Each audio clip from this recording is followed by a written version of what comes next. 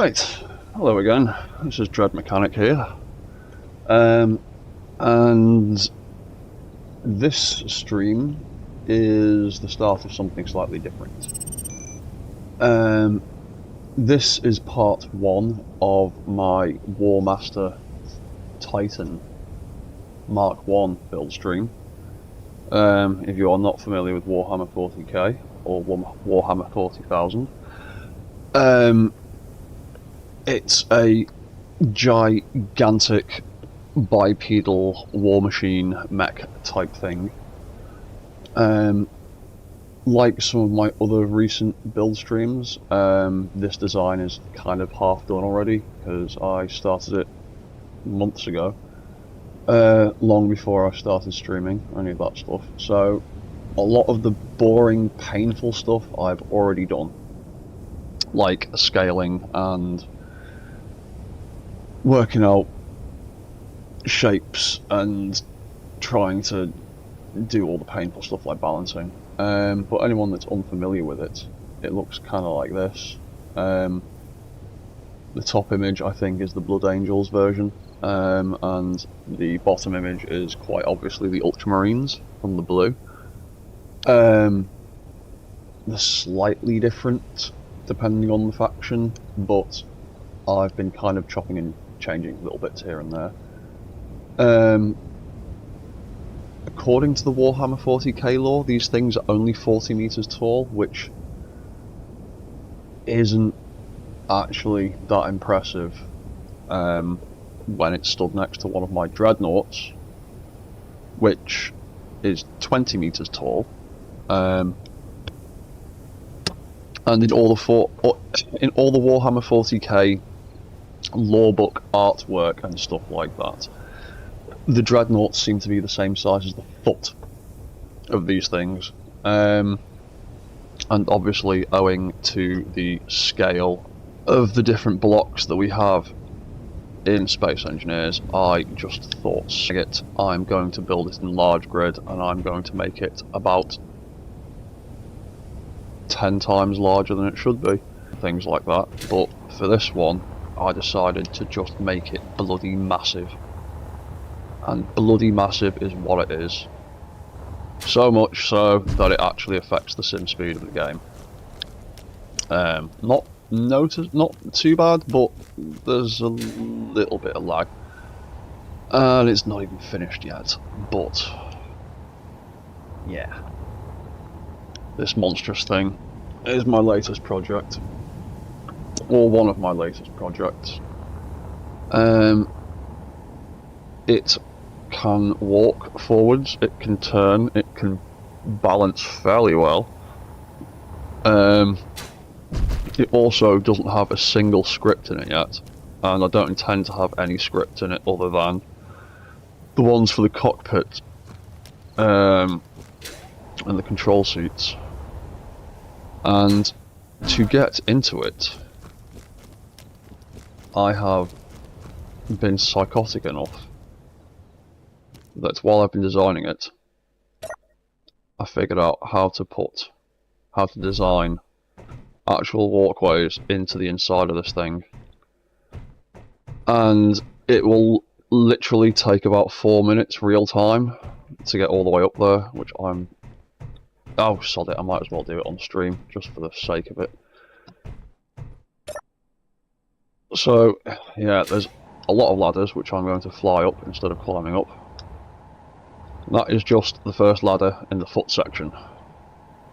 As you can see, it popped out there at the top of the foot. And we've got our next section of ladders. Goes all the way up there. And that will take us all the way up. Once we get all the way to the top of it. To here. This bit's not quite finished yet, but this is the hinge in the knee section. I'm going to try and make this all look a little bit nicer at some point, but for now it does what it needs to do. Then we've got another ladder which takes us up the thigh section. of the mech's leg and into the hip.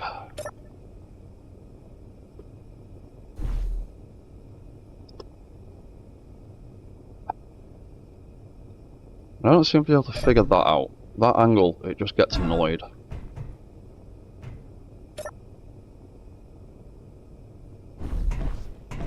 Oh, there we go.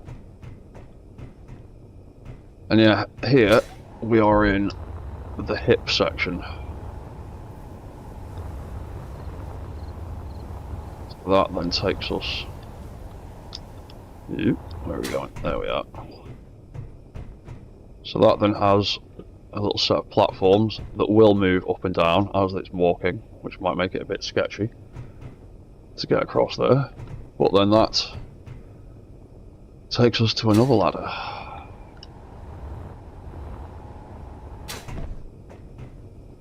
Takes us into the bowels of the mech. And here we have part of the walk control system, or the gyro control system rather. And then another ladder, which takes us all the way up. All the way up. That's just another ladder for the other side. Into the central core of the mech, which is all not finished yet. That reactor room is bang in the centre, the main chassis. The main body. Still got lots of things to pipe up and lots of walls and things to build. And then this corridor here takes us all the way through the neck. This is the neck section here. Got those two hinges for the neck, and then those two hinges there for the head, and this is the control room inside the head. In fact, if we stick it in, there we go, you can see me right there. That is going to be the left gunner seat eventually, and I'm going to set that seat up to control this arm and all the left side weapons. And there's the right side gunner seat. That is going to control all the right side weapons and that big arm. And then, oh yeah, and also these seats, when you jump onto them, they are set up to spin round into position so you can see out the window. And then if you jump out the seat, it turns back round and lets you disembark. There's absolutely no need to do that at all, other than the fact that I wanted to have a small grid seat so I could have all the small grid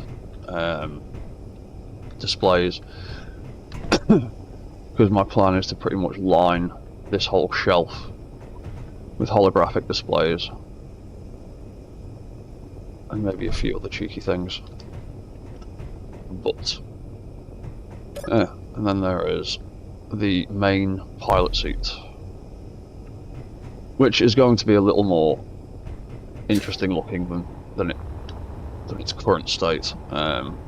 That's just there, so there's stuff occupying the space, so I know where to build and that kind of thing.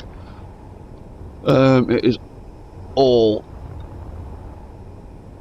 totally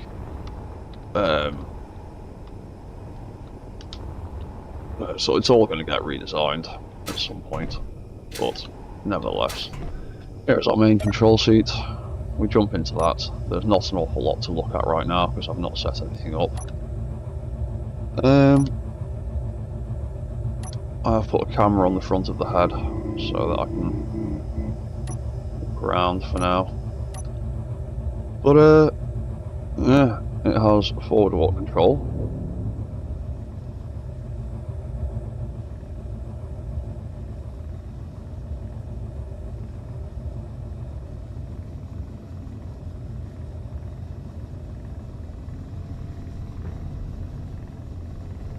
You can also turn It's tipping a bit forwards. Still working out some of the controls. Still has a few issues. But I have also been working on a gyro balancing system at the moment. As you can see, that big mass of gyroscopes spinning around there is being triggered by me pressing the reverse key on my keyboard, pressing S, and that is set up to tilt the whole mech back. And it's also got a function in the walk cycle, because this mech has a habit of doing backflips, or trying to do backflips as it walks. So I'm trying to counteract that with a gyro balancing system that you can see turns on and off as it steps. But I need to adjust it a little bit, because I think it's tipping the mech too far forward as it walks, because prolonged walking forwards, and it now, instead of trying to fall backwards like it was without the gyro setup, is trying to tip itself forwards. So I think I need to reduce that a little bit. Although it's not doing too bad now. But likewise, it's also got a big block of gyros for turning the mech left and right, and also a setup for balancing the mech left and right. So as it turns, it leans into the turn rather than tipping over in the opposite direction. And it also means that when I'm stationary, I can use left, right and rear controls to correct the mech's orientation if it starts tipping in a wonky way. But it's working kind of well so far.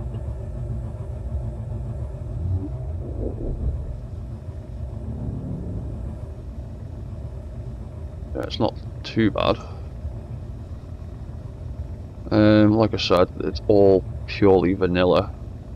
I'm pretty certain I haven't used any modded blocks in this build so far. And there's no script controlling anything. So this is all vanilla right now. And the thing I want to work on today is I want to get these ridiculous weapons working. So as you can see, on its right arm is a gigantic chain gun looking thing.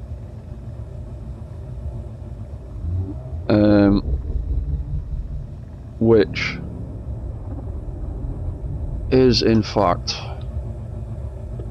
all on a rotor, because I fully intend to try and make this entire barrel spin while it's firing, so it is like a gigantic Gatling gun. And I'm also planning to build some kind of customized system for making it fire. So rather than just turning on and all the guns just firing willy-nilly, I want to try and make it more controlled. And there's 8 artillery cannons in that side. And on this side we have what is going to be a pretend plasma cannon type device. And this one has got 8 large grid railguns in it, because why not? If you're going to build something massive, you might as well go completely overkill. And I also intend to build a system to make that fire in a controlled firing pattern, rather than just have all the railguns firing willy-nilly. My plan is to sort of have opposite railguns firing in sync, one after the other, in a pattern, so it'll go 1, 2, 3, 4, 1, 2, 3, 4, like little burst type thing.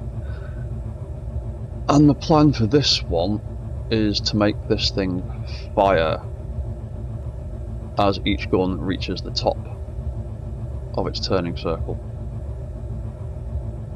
And I've got some ideas on how to make that work. So I may as well start laying the groundwork for it now.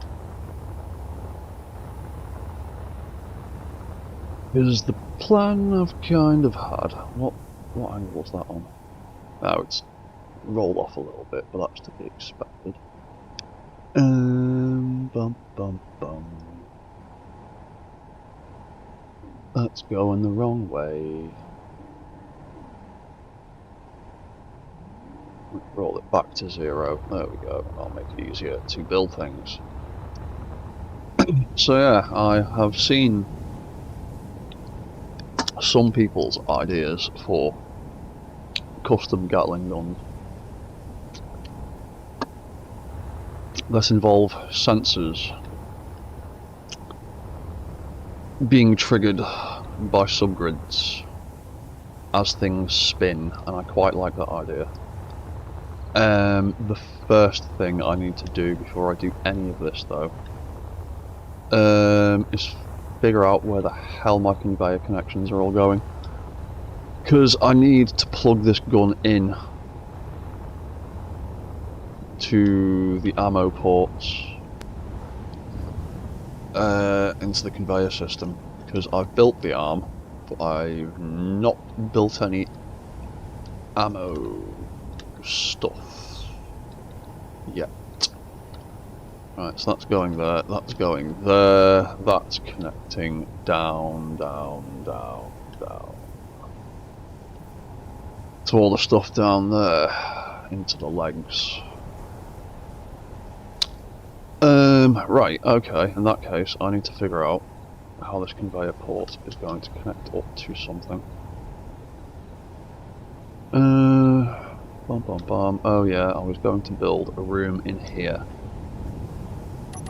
Because I wanted... Ooh, that's the wrong colour. Because I need some kind of ammo storage room thing. Bum bum bum. 1, 2, 3, 4. That's never going to be big enough. That doesn't need to be any more. That was just some structural nonsense from earlier.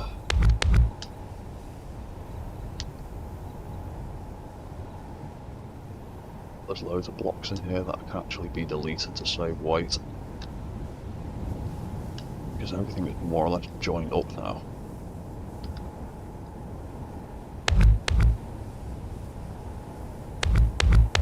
If we hear any loud crashing noises of things falling off, we know I've messed up.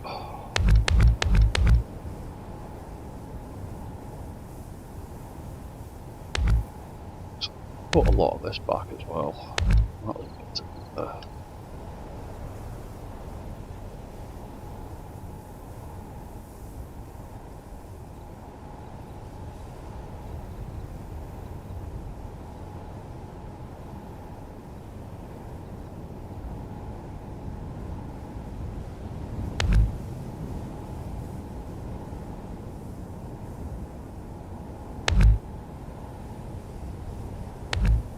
That's all garbage, really. Ooh, didn't want to delete that bit. A lot of this is just leftovers from when I was figuring out the shape and the scale.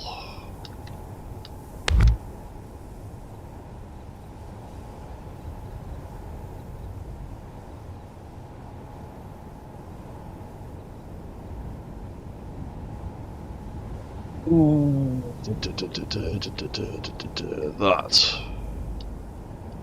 also.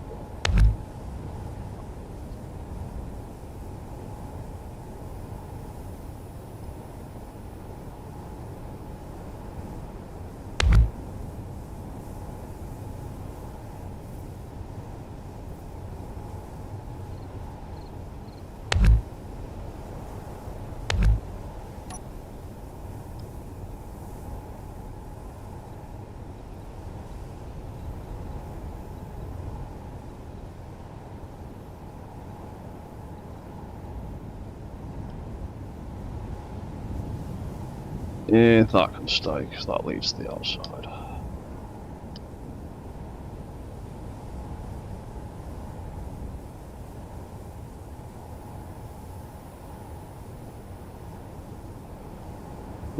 Right, well that'll do for now. I don't want to go mad. No, that absolutely doesn't need to be there. And a lot of all this blue stuff is definitely getting deleted, because that was absolutely there for just structural ideas. Right, so we've got this. It is 1, 2, 3, 4 across. If we make it 5 across,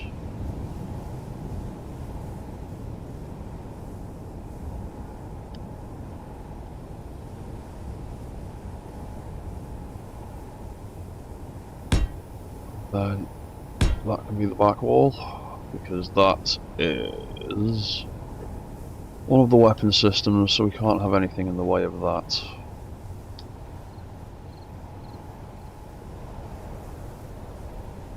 That not connected to.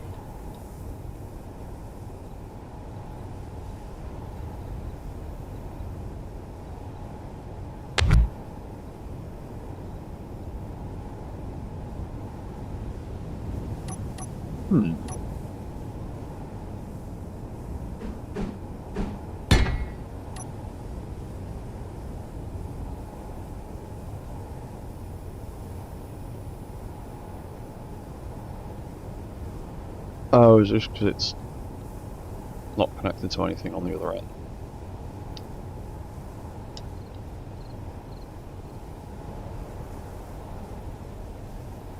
Oh, yeah.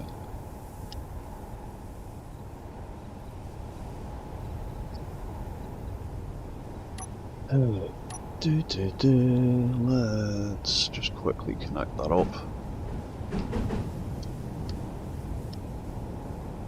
I'm just going to go there, and then that is going to become its T-join, and then one block, and then green lights sound. Now we need the same thing here. We will just go corner block, right section, T section, that all the way back here. Oh, cool, it's in the right orientation already. There we go. Green lights, there you go, that's a good thing.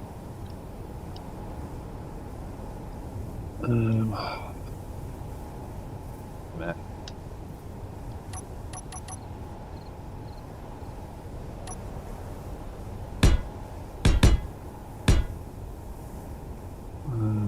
Do that, then do that, then do that.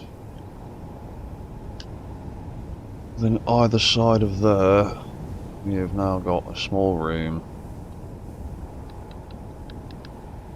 for something.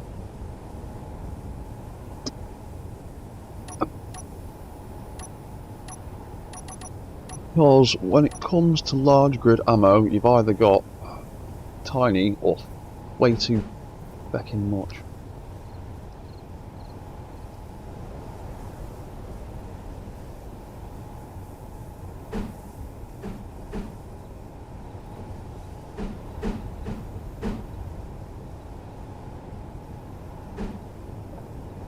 Now,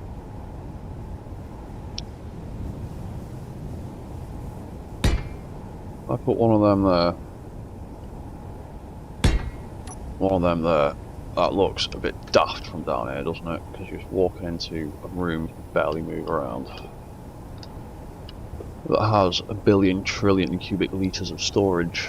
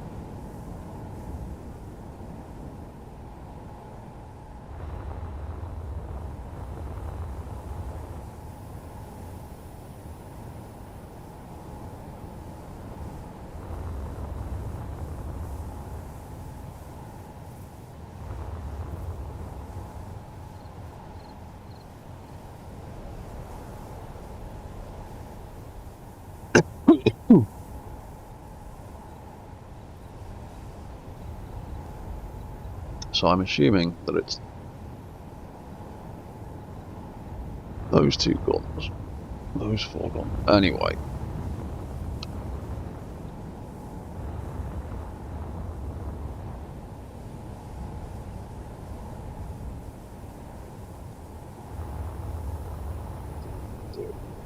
Spectator mode is quicker.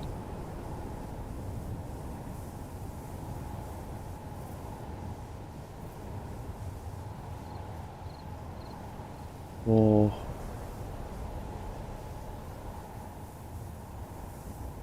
Five.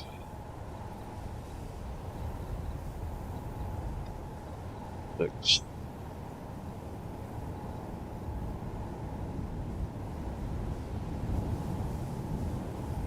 Seven.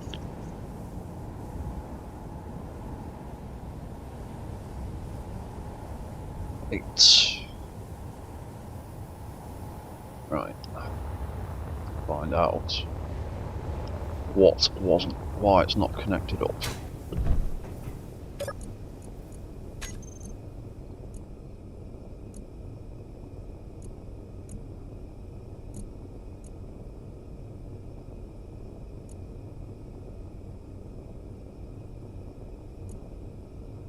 I don't know.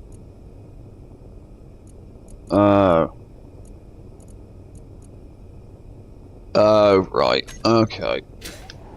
Something ain't connected.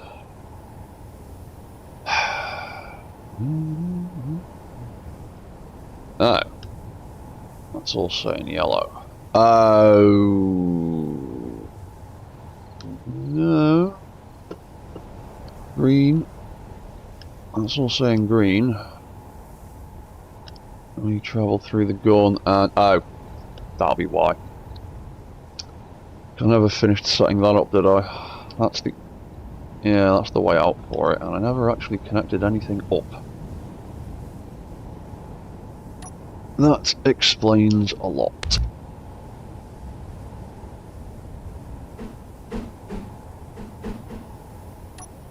Do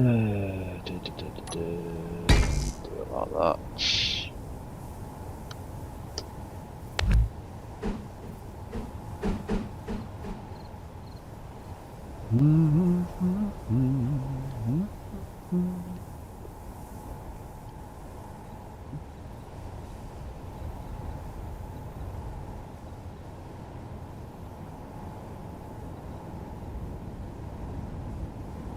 We're going to route these.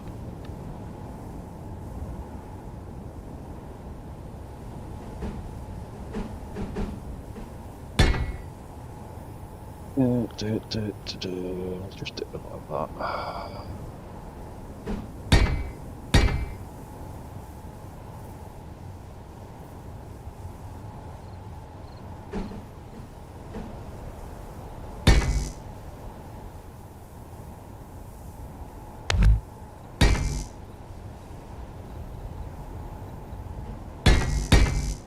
Right, that's staying green.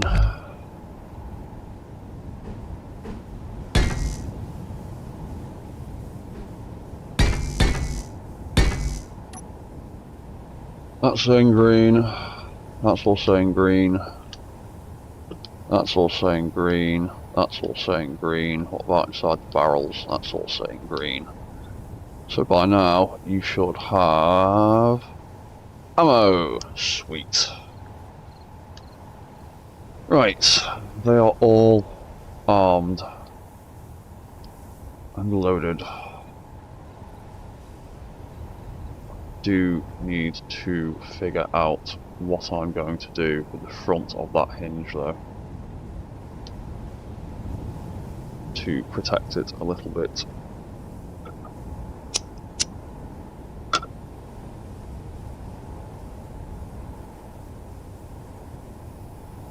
Because that is so becking exposed, it's ridiculous.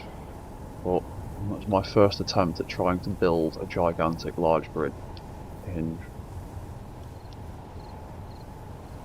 Realistically, I probably should have done it on a pair of rotors so I could have a big spinning disc in here. but I didn't trust rotors to be strong enough, because they could be an absolute pain in the arse. And having two rotors with opposing forces going in opposite directions would get real confusing real quickly and make things explode. But it's also not out of the realms of possibility to change that. It would just be a massive, massive pain in the arse.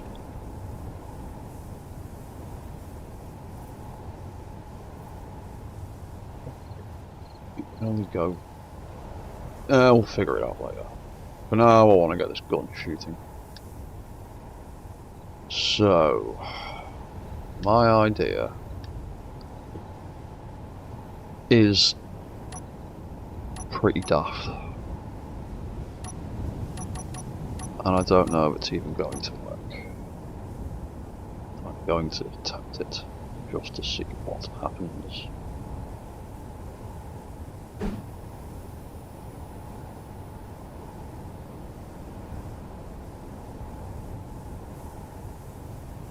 Where's it gone? There it is, that weird piece. Let's take mirror mode off for a second. So, I wanted to try something weird with these new truss blocks. I thought it might be interesting. Now, that's a little bit too long for my purposes.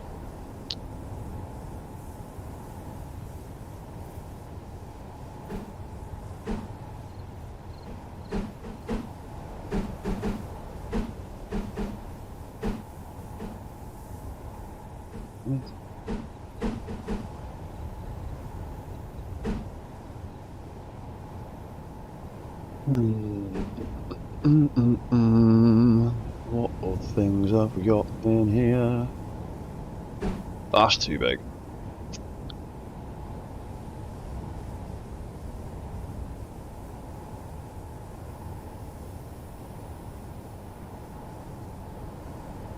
Actually, that might work. Actually, that will work for my idea. Because I can just modify my idea.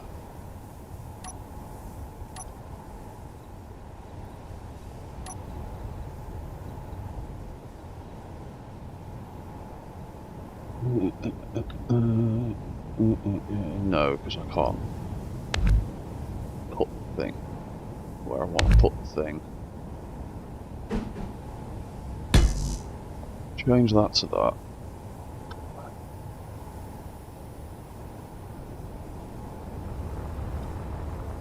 For some reason, spectator mode has given me a lot of grief recently. I'm not sure why. So just maybe I want to go back to actually playing the game with my physical body rather than my ethereal one. Right, so the idea I've got basically revolves around sensors triggering things. Well, sensors being triggered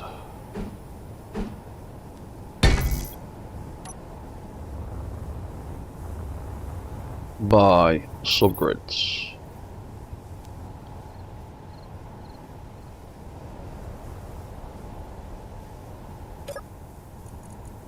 And so some of the things we need to do first is show sensor ranges.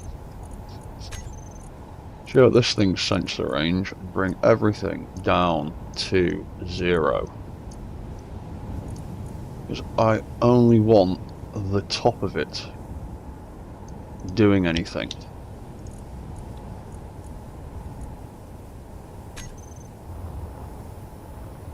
Two isn't enough.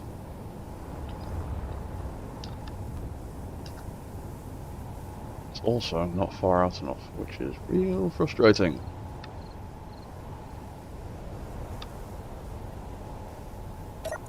So, front.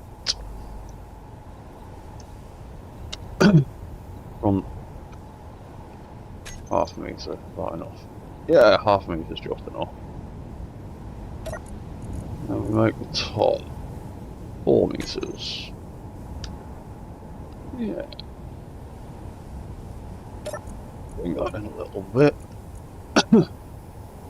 It's 3.5, like, just enough. Right. Hopefully. I want this to not detect players, not have that. In fact, turn that on. There we go. That is what I want. I want that sensor to detect that thing. And when that sensor goes off, it's going to fire this cannon.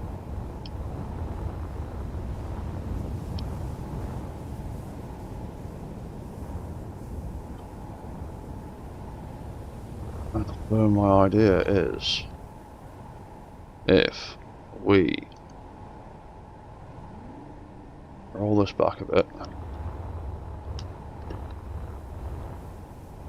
and that's in line with that cannon, and that cannon should be cannon, GAT cannon 01. Yes, it is.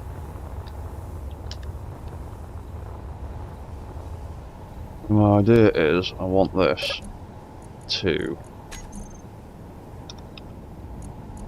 fire that as this turns over.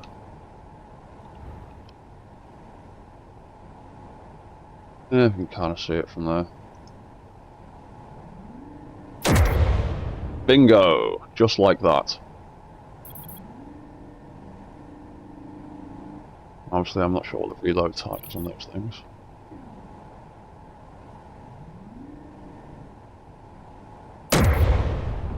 Yeah.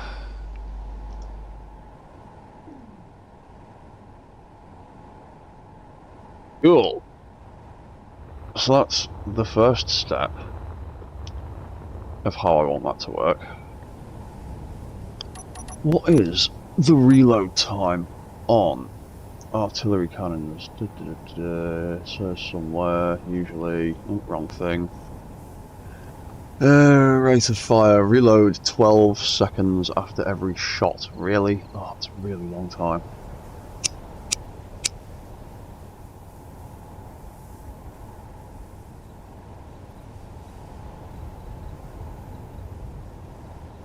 Rate of fire, 1.33 seconds.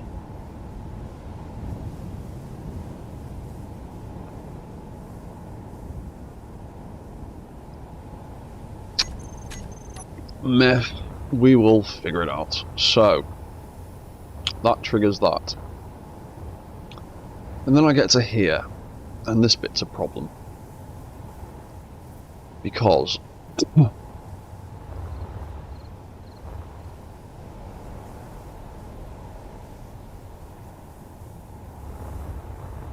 the only way of getting that gun to put a shot coming from there, where is that in relation to that? That's there. Yeah, so the best place to put that sensor would be here. Now, the issue I have is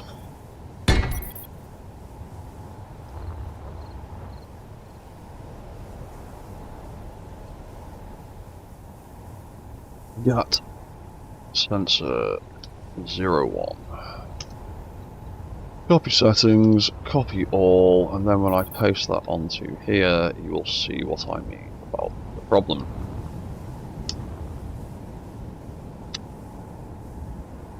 So, I in fact need to change these corner pieces. So we make it 5 on the right, no, 5 meters on the left, We get this big stupid diamond, and that is too much. What's the height of it? Oh, 3.5. 3.5. Square instead, like that.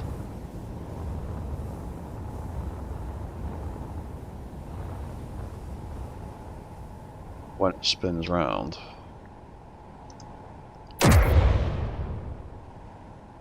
Goes off.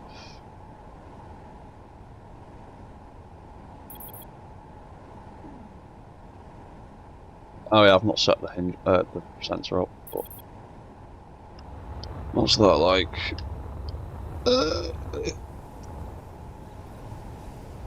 Yeah, I'll do. Do for now, anyway.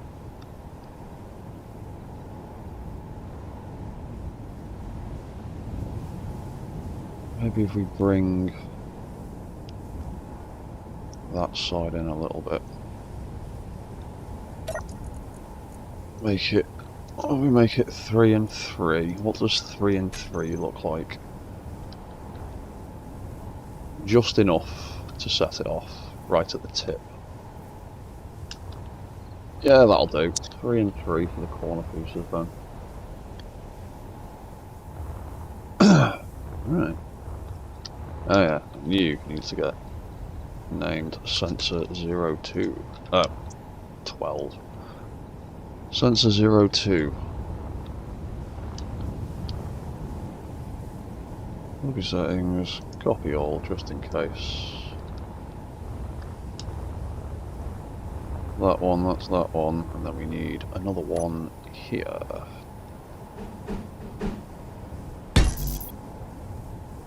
Copy settings, paste.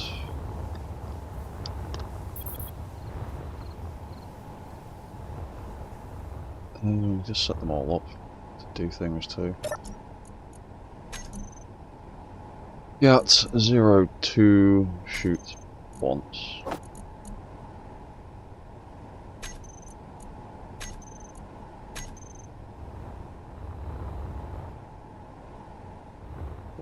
Let's just roll it back a bit. Where are we? There we are. There you go.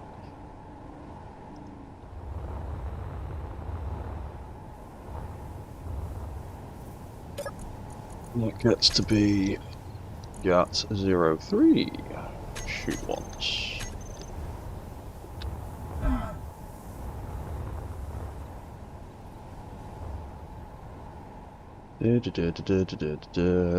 Velocity.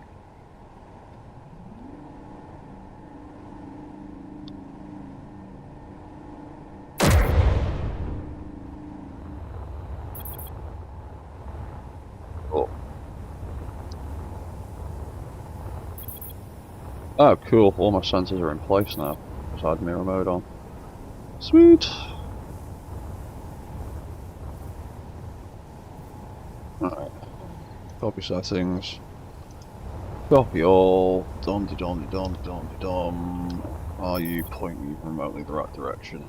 No, you're not. So I'm going to have to do it the other way around. Copy settings. Paste. Yep. Auto.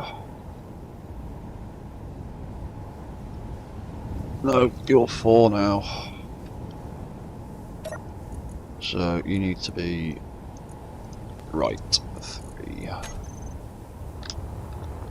Yeah, there we go.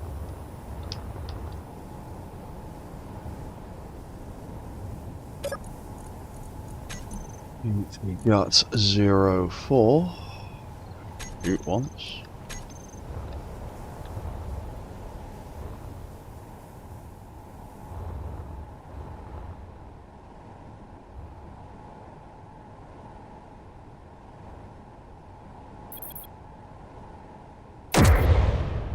Cool.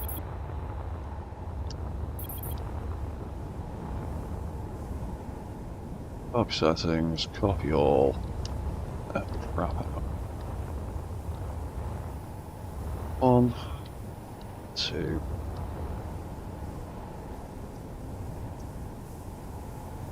3, 4.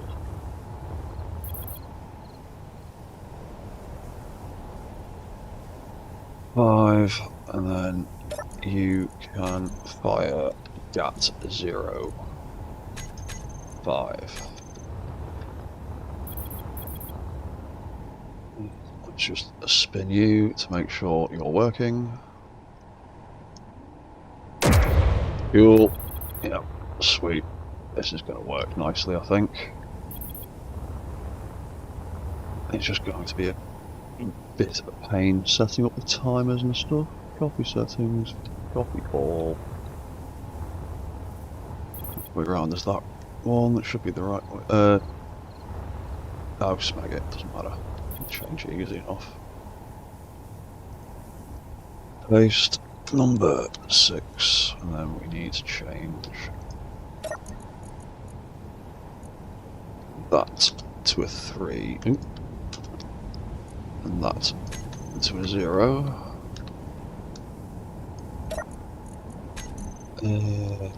GAT 0, 6, shoot once. Make sure that's working.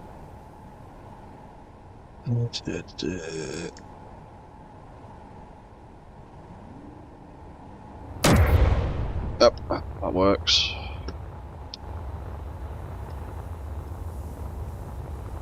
Where am I? Here. Right, last 2, and then we'll just leave it spinning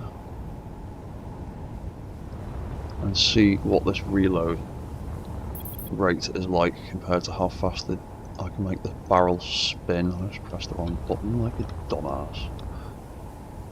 Copy setting, copy all, try again, you divvy. Paste. Right, this one gets to be number 7. And fire number 7.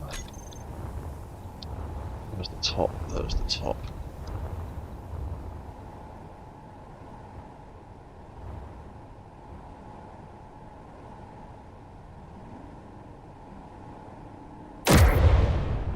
Cool. Right, last one. It's that one that I need. Copy settings, copy all. I've never built a gun this big before. This is absolutely ridiculous. Bum ba bum, bum ba bum. Cool. Sensor number 8 can fire gun number 8.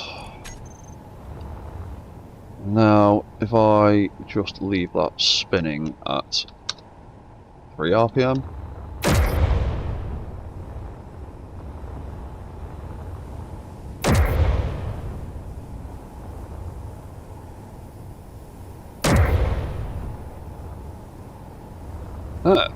those ones aren't triggering. What's going on there? Oh, because Have I not set up the subgrid properly?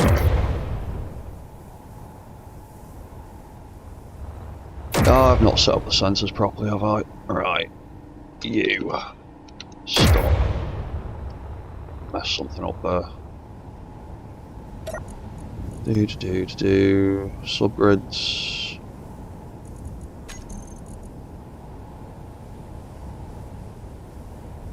Fire number 5. Is it just not high enough now or something? Ugh, for God's sake.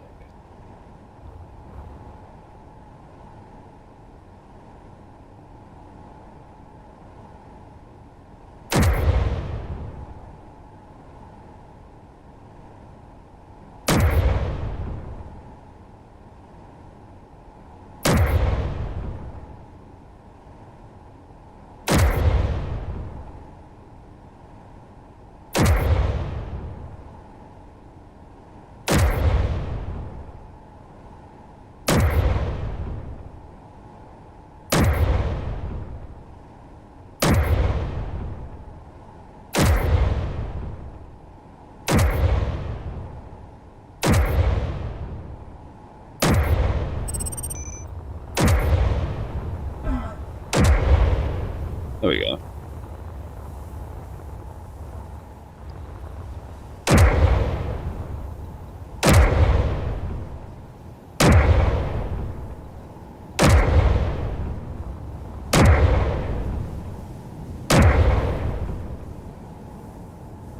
Ooh.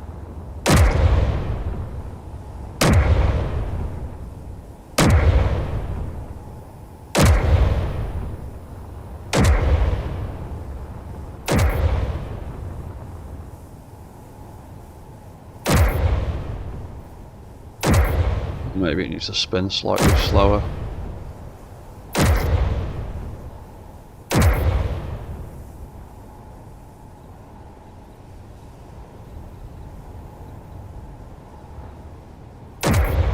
Yeah, reload times.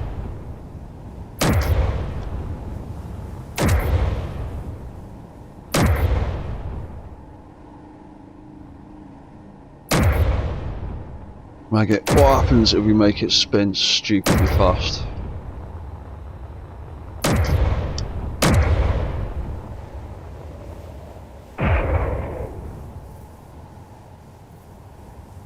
We'll fire randomly.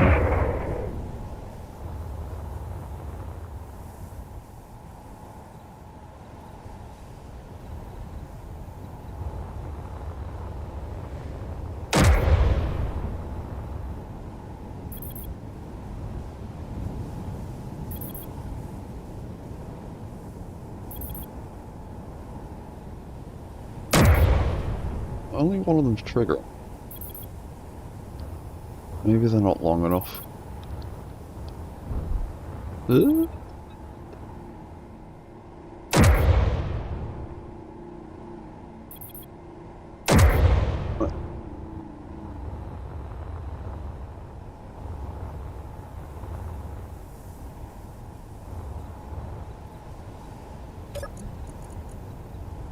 Look at these GAT sensors.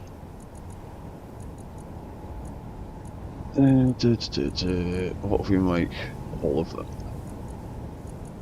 stick out of the front a little bit more?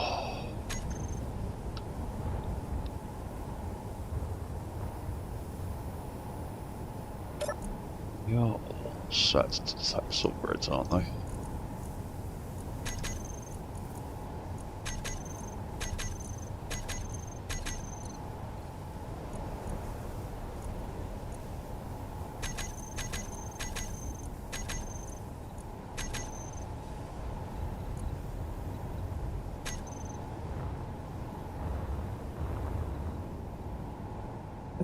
Let's call that rotor for now. Stick that on like 10.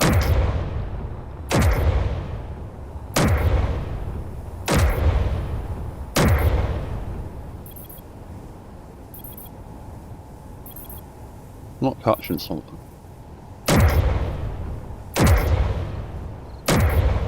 Actually, reset a bit, don't it? Let's stop that again. So yeah, if we make, so it'd be 8, 6, 4 and 2. What about the weird, oh, hang on. So that we'll just make that 3, 5. That 3, 5.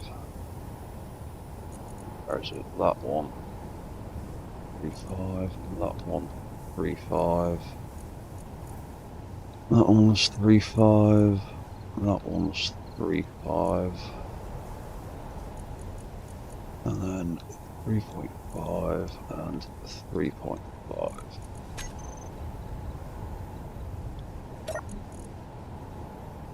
So GAT rotor. Right, let's put you back on 10.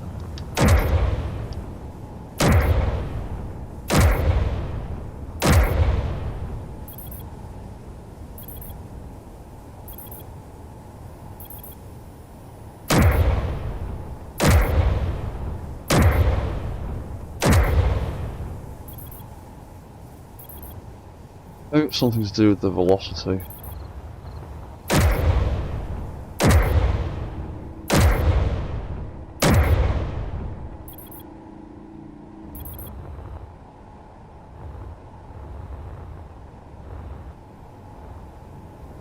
Just do the height of that. I don't know.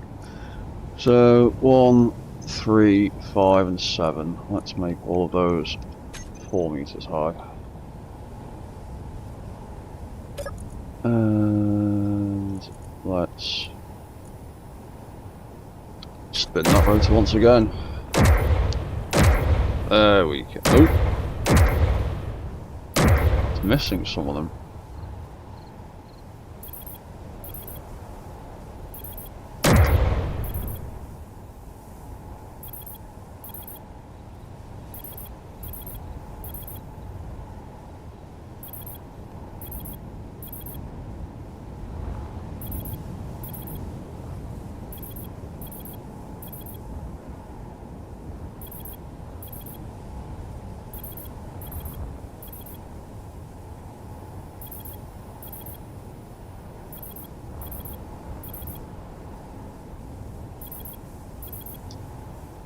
Interesting.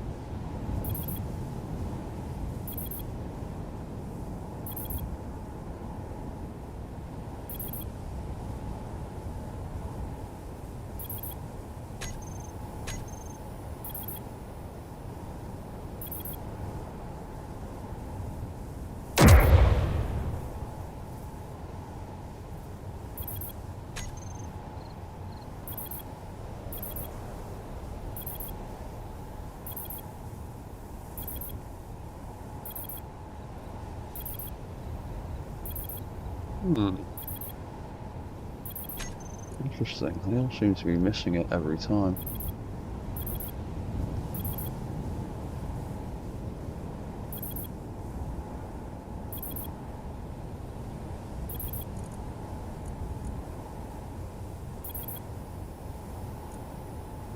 Subgrids.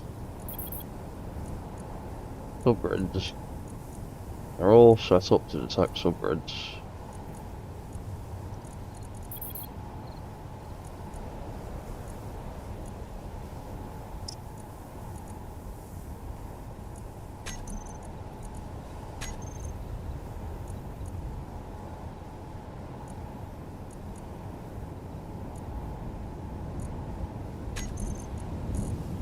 Maybe if we change the firing. Turn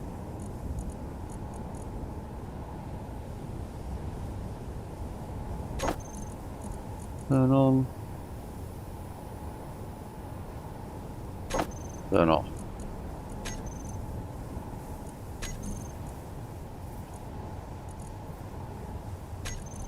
Heat on. Heat off.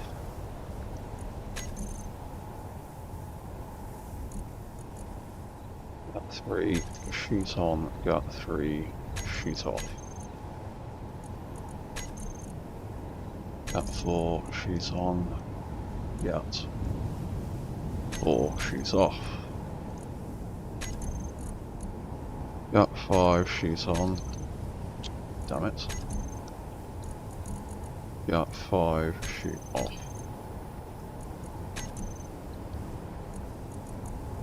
Got 6. Oh, you're right, Jacopo. How you doing, man? Shoot 6 on. Shoot 6 off. Shoot 7 on. Wrong button again. Shoot 7 off, and then finally on, and then shoot off. See what that does at 10 RPM.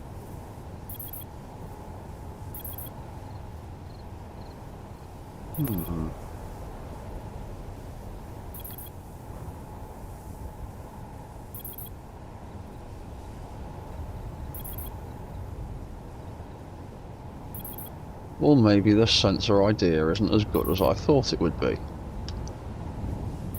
It seems the rotors have issues triggering at that speed.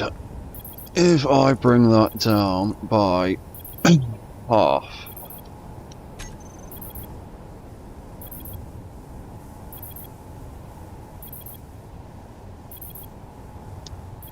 yeah, they're just not that good at triggering at that kind of speed.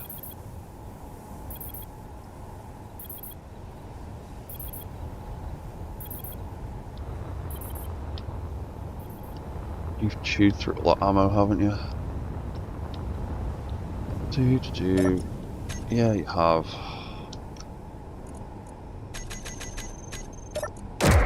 There you go, it's a shitload in there.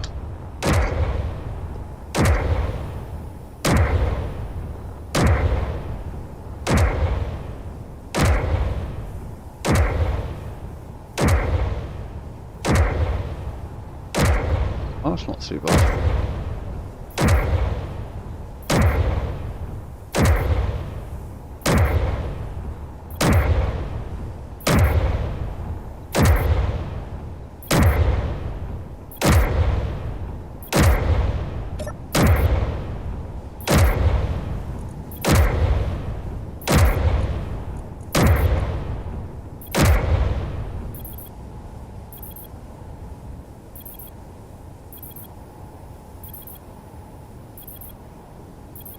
That's faster than its reload speed, isn't it?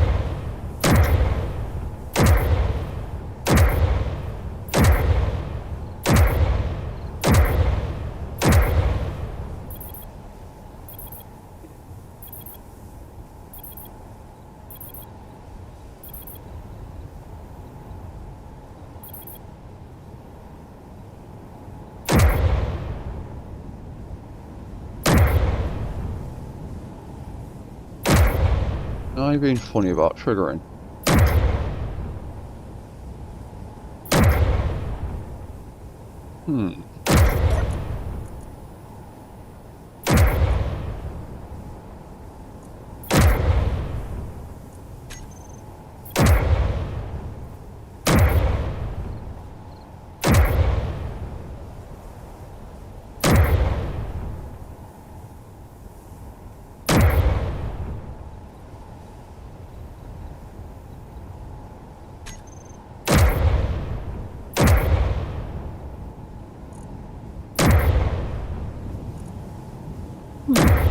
I didn't mind that velocity before.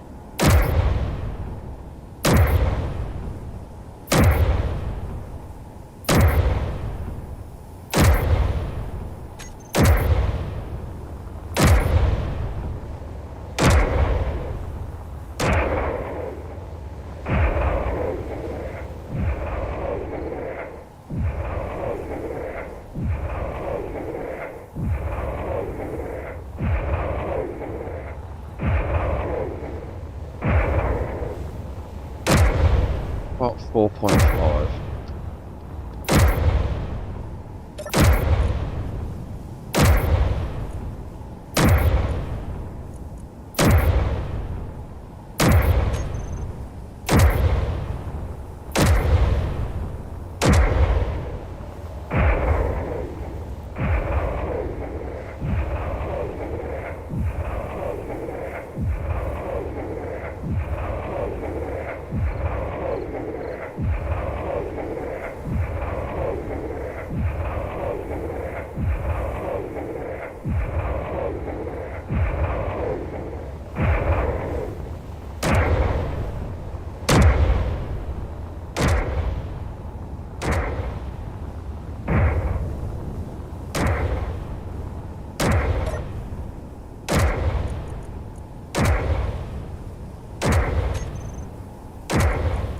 Inventory full.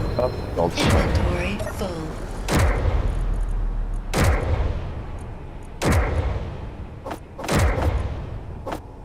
Stick all that in there. Inventory full. Inventory full.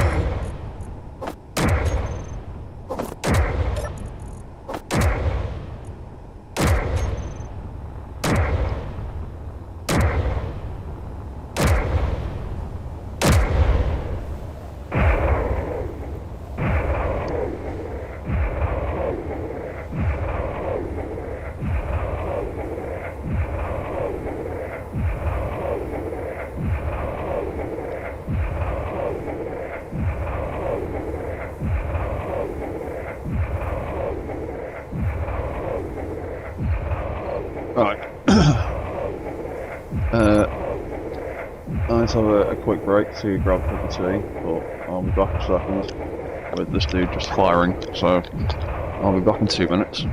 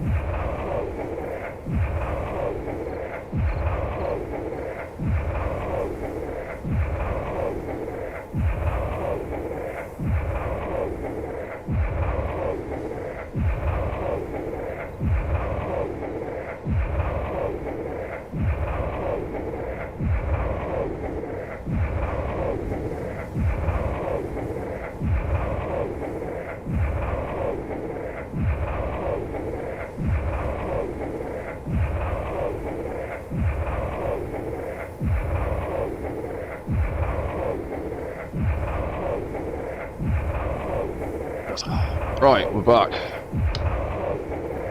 Fresh cup of tea in hand.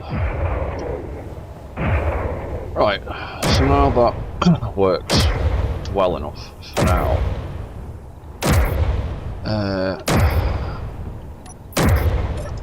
we can restart.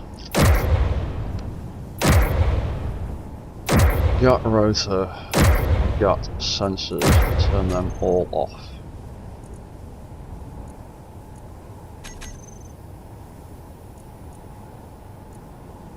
And that's good like that for now. Right, so in order to actually make all of this work kind of the way I want to, first thing we're going to need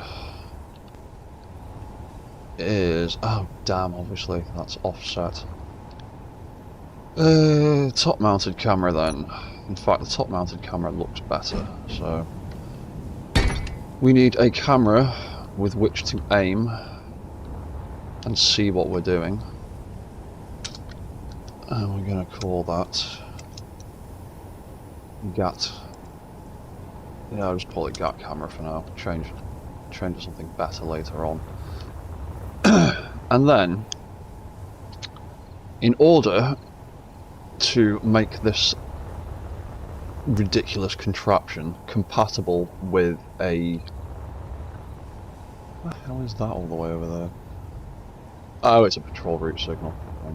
In order to make this massive contraption compatible with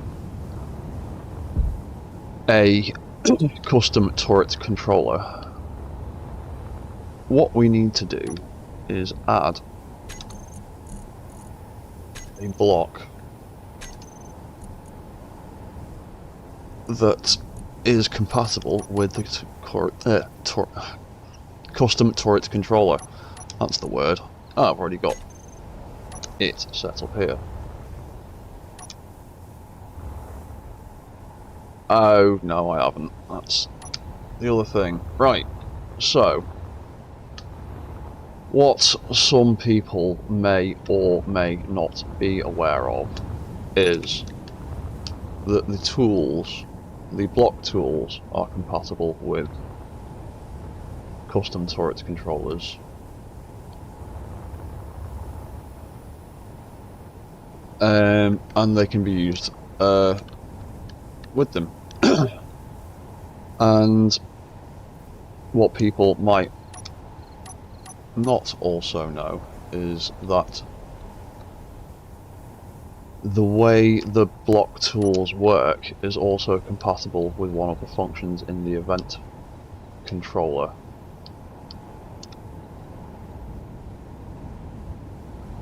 So where are we? Where's that gone? It's going to be sitting there, isn't it? In that block.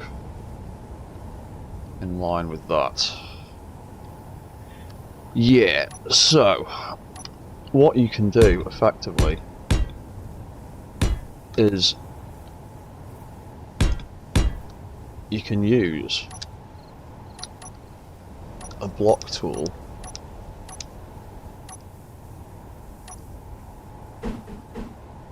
say a grinder,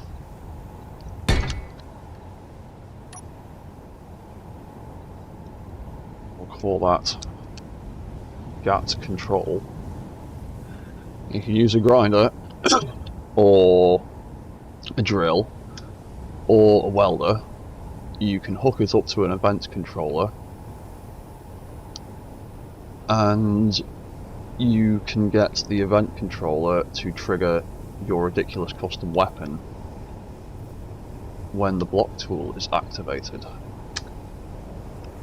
So, I'm going to need an event controller in here for this. That is our right arm.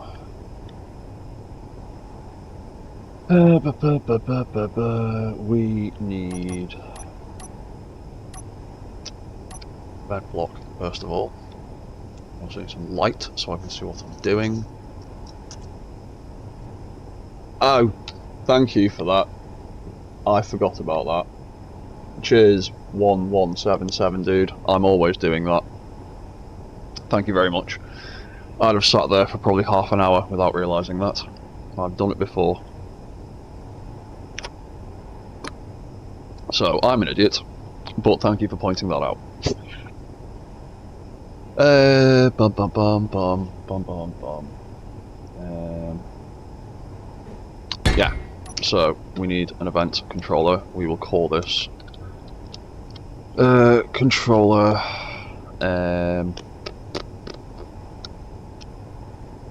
GAT control for now.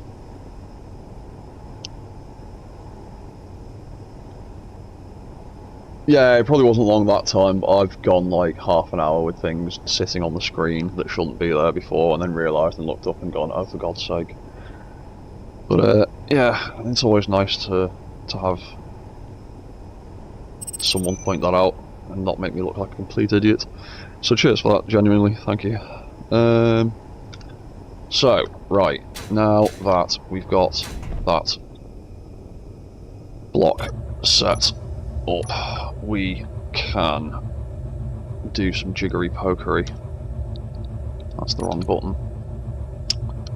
So we want all these GAT bits. We want this GAT controller to be activated when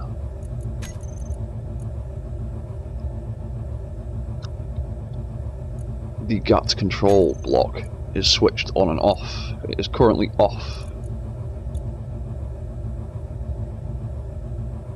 And when that triggers, we want a pair of timers to do a bunch of things.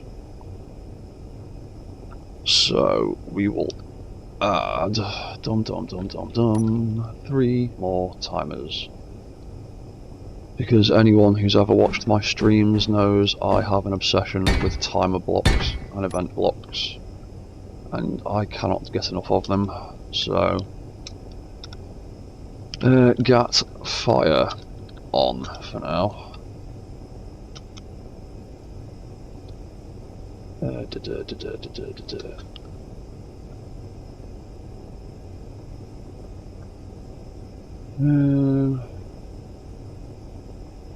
Yeah, and GAT fire off. I was thinking I've actually needed that control, but yeah, I kind of do, I think. So, GAT fire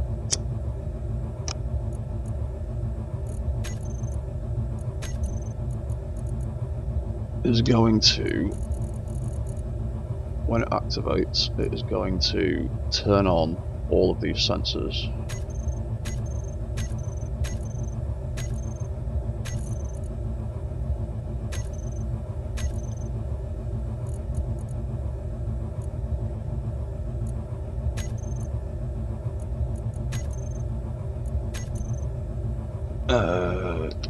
GAT fire.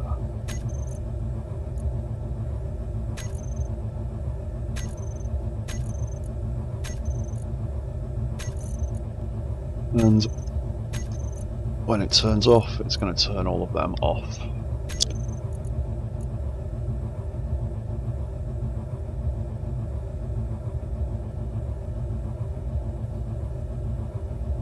We want it to spin as well.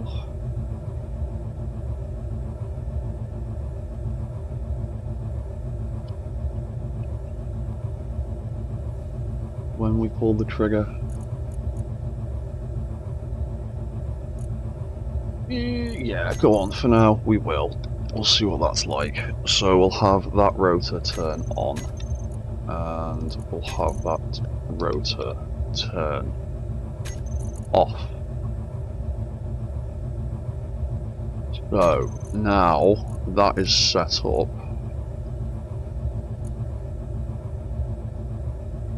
we can have the GAT controller trigger those blocks. So we can have GAT fire, wrong one, on, off, trigger, off, on, alternate trigger. So that is now a dedicated on and off switch, which is being triggered by the GAT control grinder, which will in turn be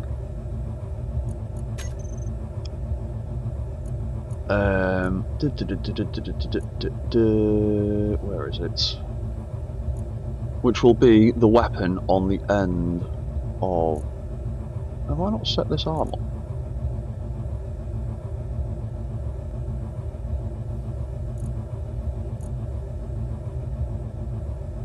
Oh, I only set the left arm up, I haven't set the right arm up yet. Oh, I'm gonna have to set all these hinges up as well. Oh, God's sake. Right. Pain in the arse.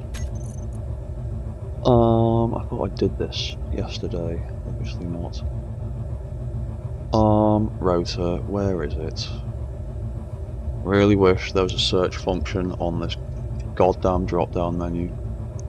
Those are hinges. Arm hinge, LS. Arm hinge, where the hell is it? Rotor, RS. There we go. Arm hinge, where have you gone?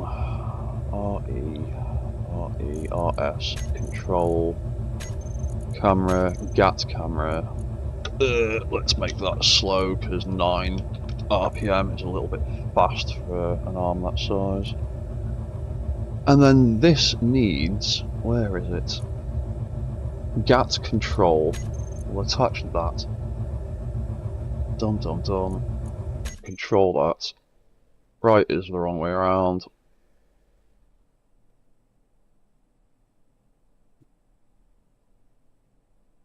And for some reason I can't move the right arm up and down.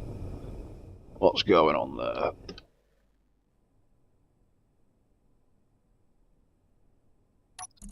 What have I done? RS control. Arm hinge, right shoulder control.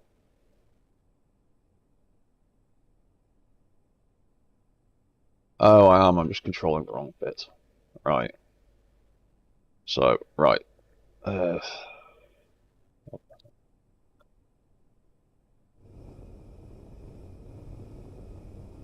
Okay, I'm not being an idiot.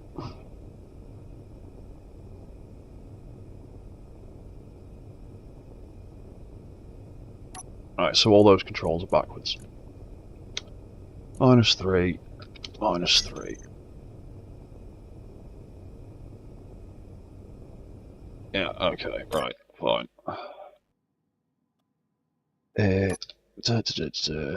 Arm. RE. There we go, right. Azimuth rotor. RE rotor. RE hinge control. Right, this is the one we actually wanted. In fact, we need to take GAT control off that one. Don't want that part of the arm to be able to shoot. Right, that is all set up.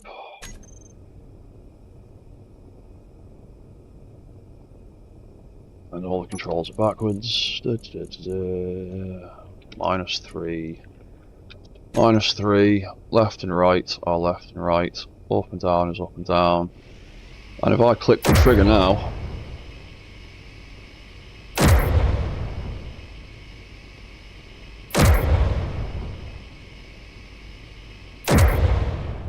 there you go. Although that rotor is once again, those sensors are once again having an issue at that speed. But now that we've got so now we've got that controller, which is being triggered by this grinder, and when that grinder is activated using the mouse or being turned on and off, it triggers these fire sensors to turn on, which in turn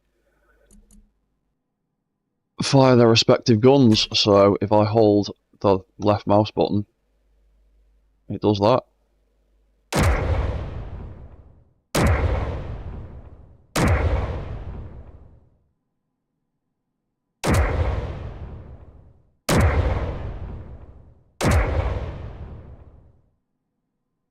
Some of those sensors still have issues.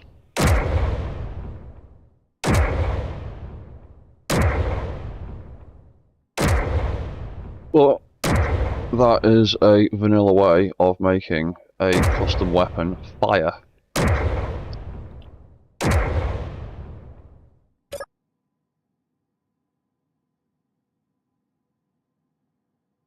Because what it is doing, where is it? The way that block tools work is they are always off in their default setting, and when you use the left mouse button to fire them, they turn on.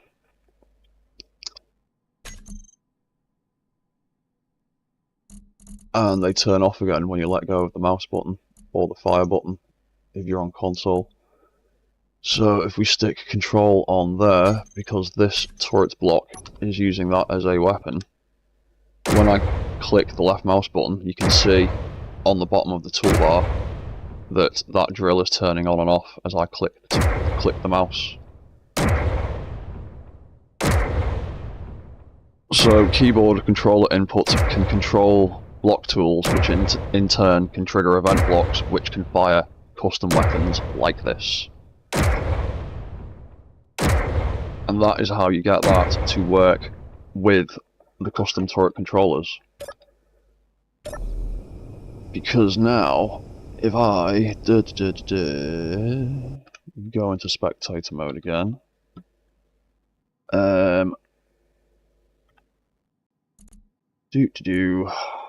pick a thing.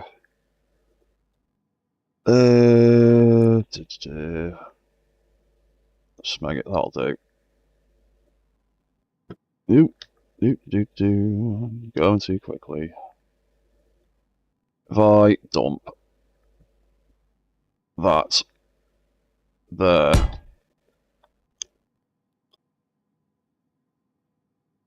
and I'm gonna go back to my body.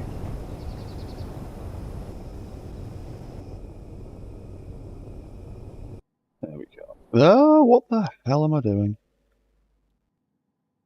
Spectator mode going mad. Got it too fast, that's why.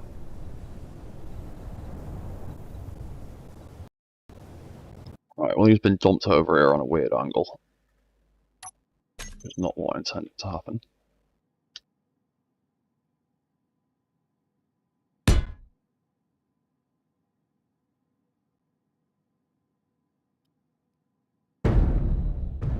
Yeah, that'll do. Oh, I've just noticed how the music completely turned off from when I was recording stuff yesterday. I like having the background music on when I'm streaming though. And I've just turned it back off again because I'm a dumbass. There we go. That's better. Right, so now, if I make this thing bad guy,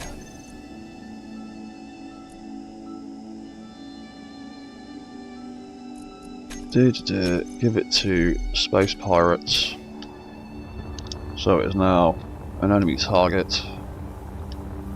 Stop bugging out, game.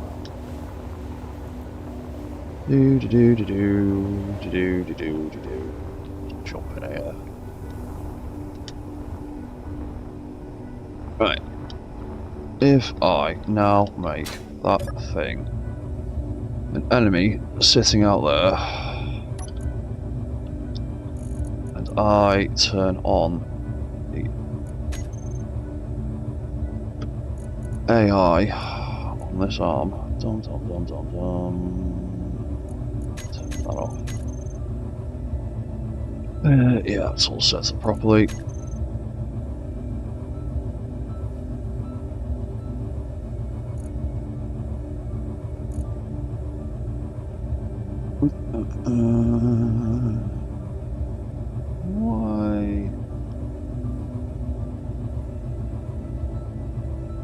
Why aren't you targeting that little bastard? You got a camera. You've got a camera. Oh, it's because it's 800 meters away, that's why. Let's get a bit closer to the target. The arm should kick in. Done this correctly. 600 meters for the turret controllers, isn't it?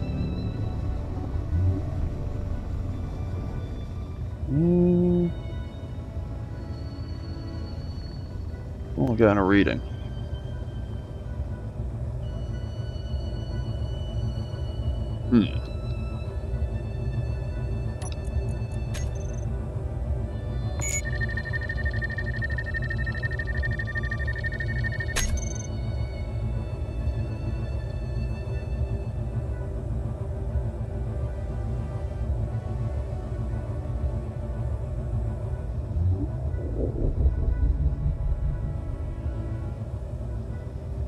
Oh, there we go. That arm moved then on its own.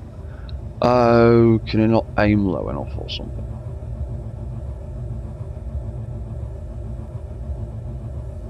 Definitely targeting something there.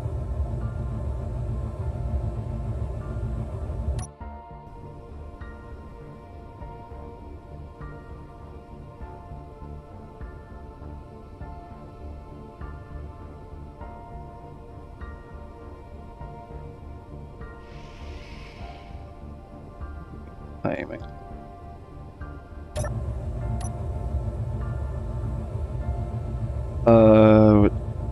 Can't pitch back far enough, can it? 'Cause of the way I've built it.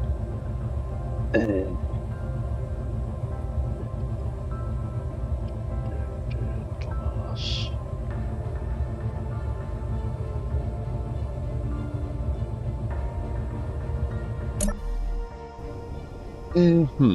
Now,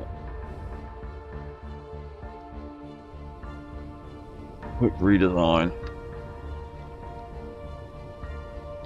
Yeah, because that is at its limit. That's as far back as that can go because of the way I've designed this arm. So, if I give that another 20 degrees, and then give that another 20 degrees. No.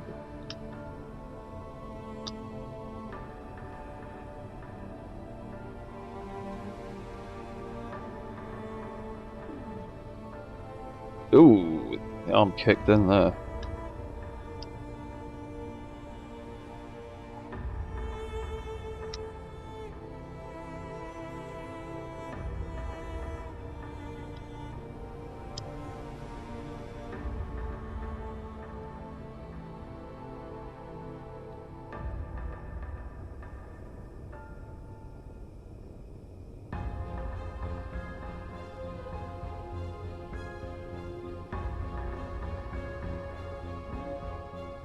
That can only do 17, so if I in fact make that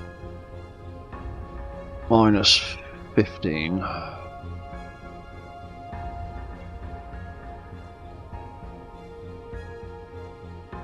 minus 15 is more acceptable.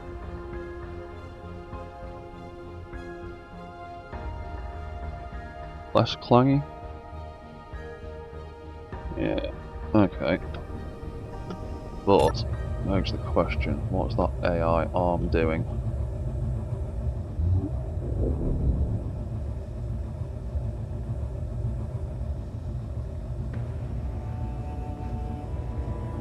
Yeah, it's definitely aiming. There you go. Trying to shoot it, but it's too small.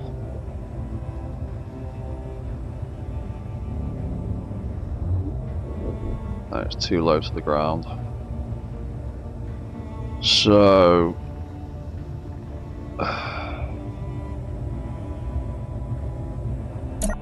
might have to tempt fate. And instead of that, copy and paste another one of them and hope my game doesn't crash when I do it.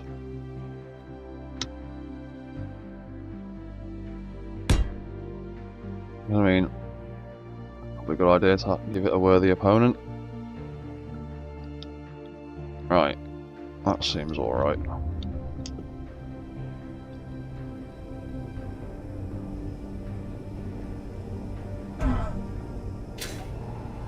Right.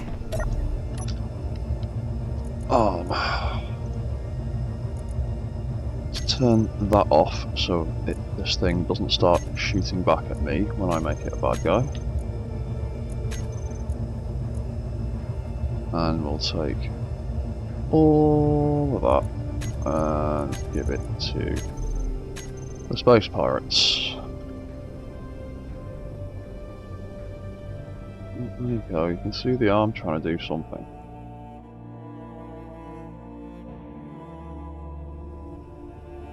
What are you doing, arm?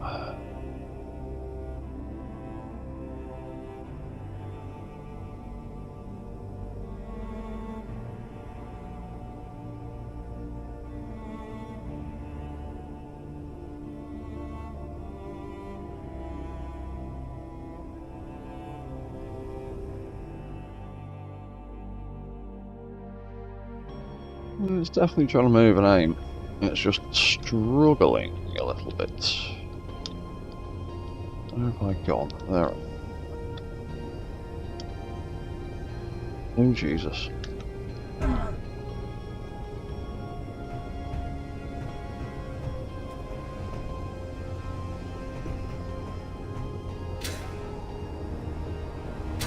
Yeah, rocking about all over the place. What's going on with this arm? What have I done? What have I messed up? Right control. Gat. I'm supposed to be right with it.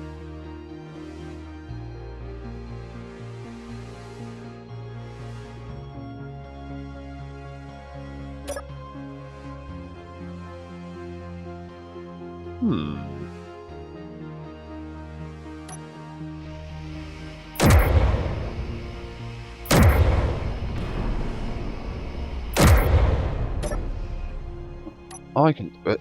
Why aren't you working? Because you work on my other systems that do this. Okay.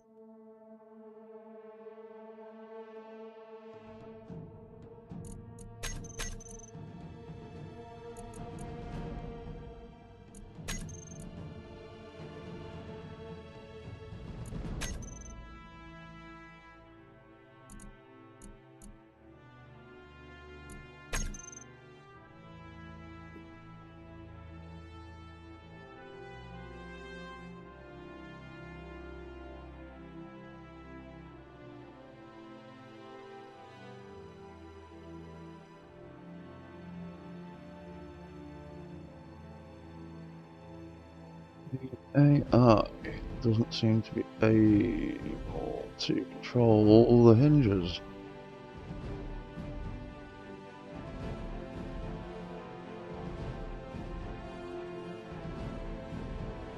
Why not?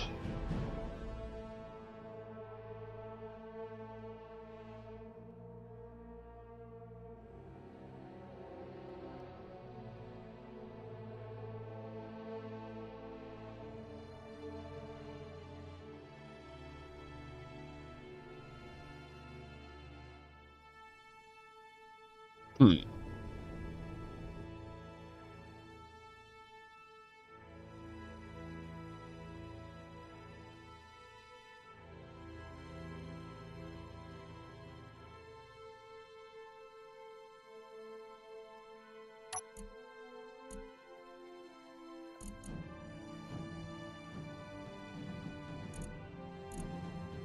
Okay.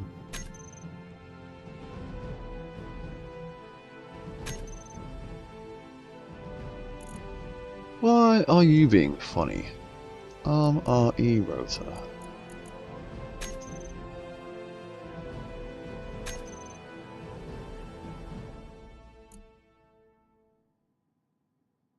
You're definitely under AI control.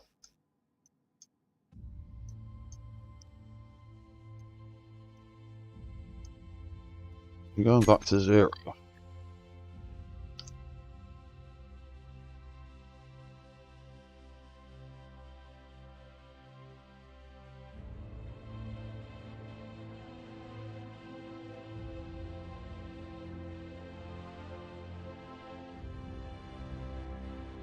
Maybe when we turn around, things will be better. Or maybe it's just space engineers being dumb, because there's a lot going on in this game. I am slightly taking the piss. A little bit.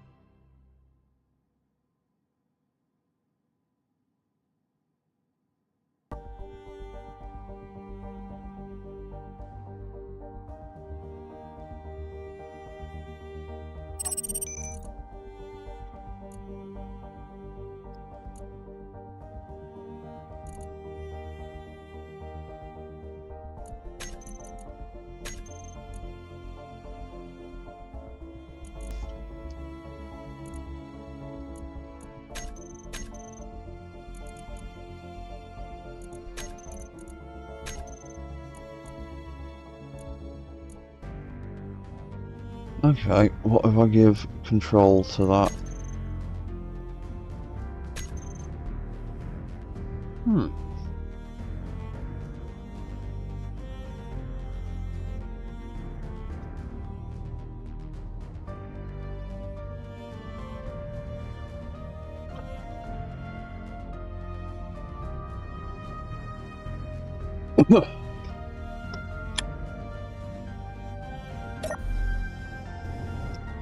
Now, why aren't you working?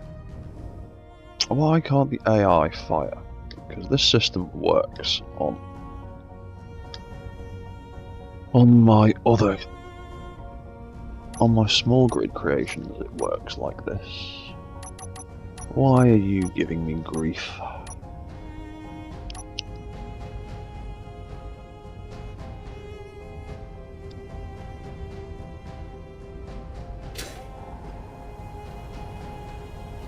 What if I just slap one of them there for now? What if I use a welder instead? Maybe it's the block that's being the issue. Is it the grinder being a problem, or is it the welder being a problem? Or is it space engineers being a problem? Sometimes it's all three.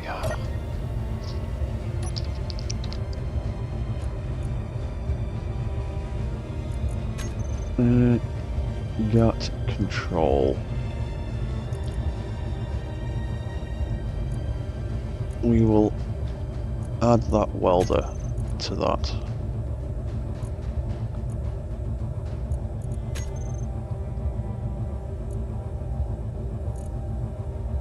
We will add that welder.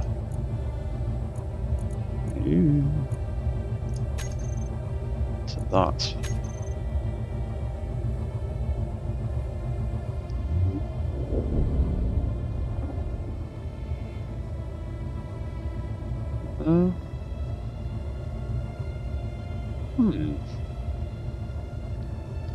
Curious.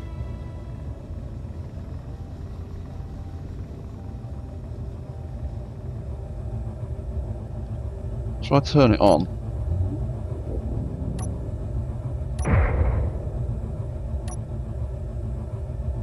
Yeah, it won't let me turn it on from there because it is under the control of the AI block.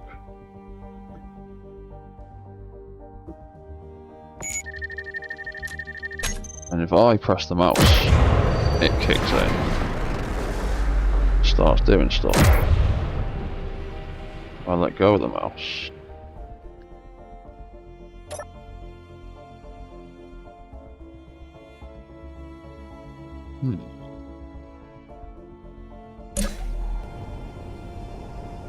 Strange.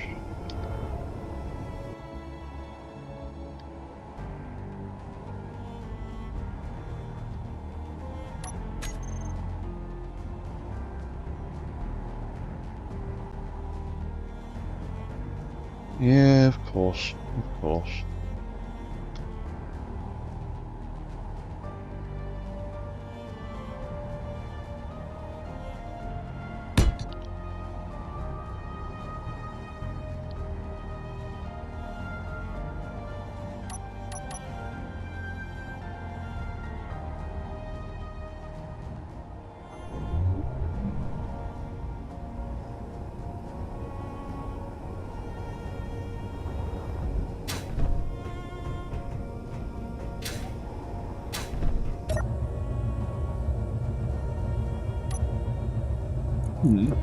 Let's try sticking target, friends, and neutrals on there as well.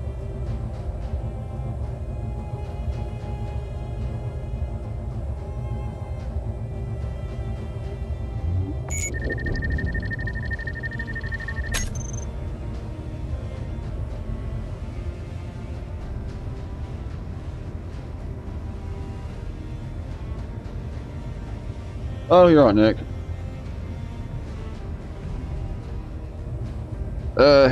Yeah, this one's going all right. Still got a few teething problems.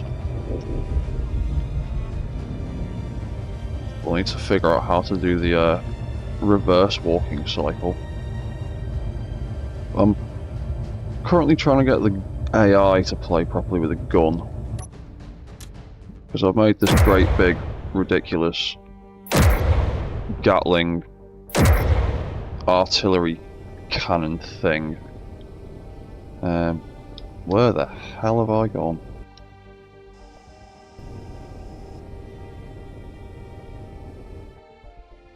Ah, into the floor, that's where.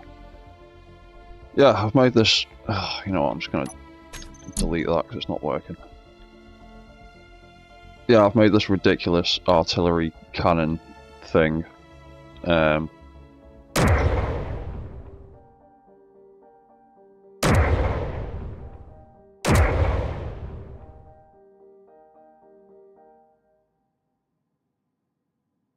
I can move it, so why can't the AI?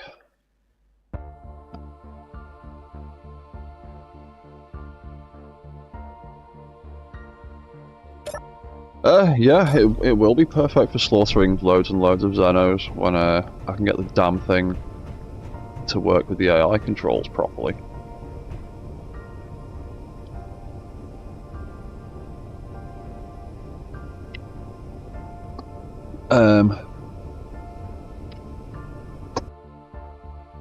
And there's also this giant plasma cannon thing, which is just full of railguns. But I haven't set that up yet. I'm still fighting with this bastard thing. But I don't know, I can't seem to get it to work exactly how I want it to. I think it might be Space Engineers being stupid. Because I know this setup works.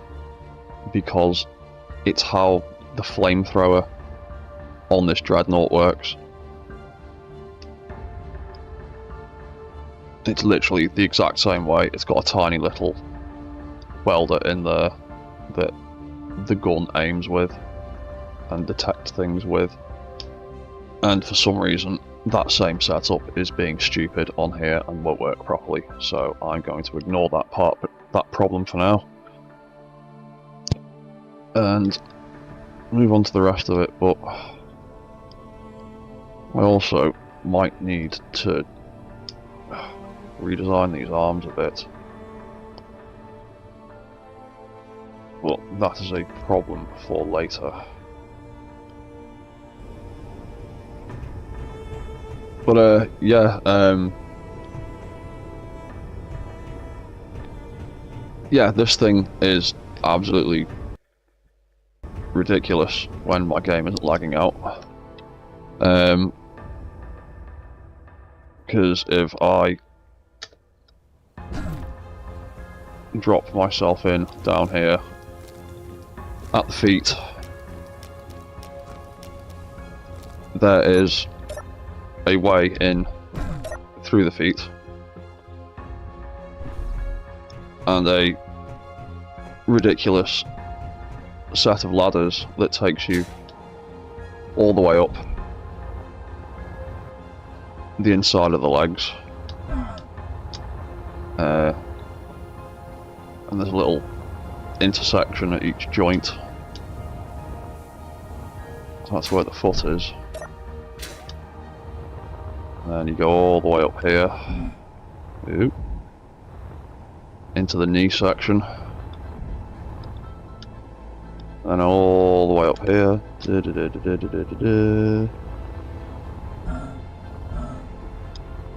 Up here. And into the hip.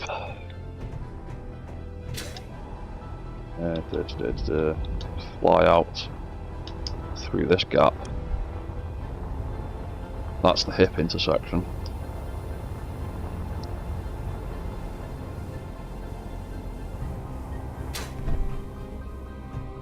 Yeah, I did some reading on the lore and design of these things before I started building. It's about 1,000,000 times bigger than the lore says it is, because according to the lore books it's only 40 meters tall, which is not tall enough at all. Whoever wrote the lore books has no sense of scale in the slightest. And then you come up here into the central body, and then there's a corridor through the neck. You can see the guns out either side, and then we're back in the head. So it is fully accessible from ground level.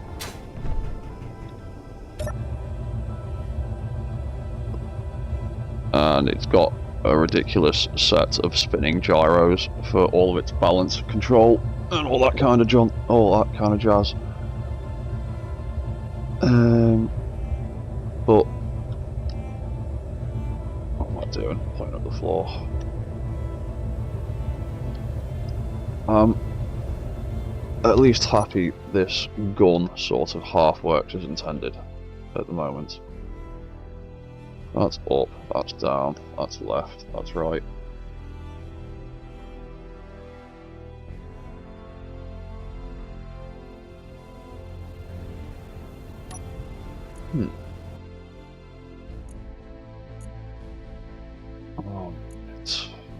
Right shot, remove. Remove.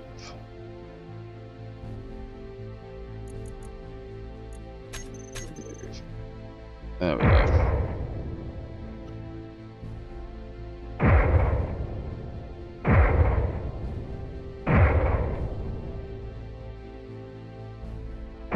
Still has a few issues firing. Now, there's a big difference between 40 foot and 40 meters. According to the law books, the Warmasters are 40 meters high, which is still not that tall at all, because that thing is a dreadnought, and that is only 20 meters high in the scale I've built it. As you can see, ground level on the floor, that radio signal in the back of it is 17 meters off the ground. Up to there is about 22. So twice that height is apparently the official law size for the Warmaster. And this is what I mean, the people that write the law books don't know shit about scale and size. 40 meters is not big enough to house all the shit that is supposed to be in one of these. 100 meters, maybe. This thing is currently 216 meters tall and is about what I think would actually be the right size. It maybe could be a bit smaller, but not in Space Engineers, not with the way I wanted to build it. But anyway, right, so we've got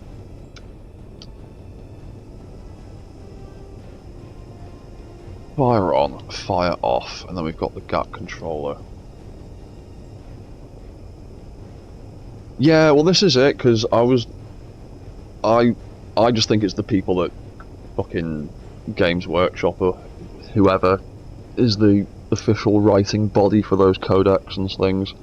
I just think they don't know anything about scale and size, because the way they describe them in the law book, they sound like they're gigantic, and then you look at the official stats and it says like 30 meters for this one, 40 meters for that one, and you're just like, no. These things are described and look in the artwork at the size of skyscrapers. 40 meters is not a skyscraper, 40 meters is a small tower block. That you would find in like an average sized town. 40 meters is not that much at all. Like 40 meters is the height of the Etihad Stadium. Like, it's not that high at all. Godzilla is 100 meters tall. Like, or roughly, depending on which version of Godzilla, but yeah, 40 meters is nothing. It gets stepped on by Godzilla. Ridiculous. Anyway, enough bitching about technical fallacies and Warhammer lore. So I need an on-off button for this arm.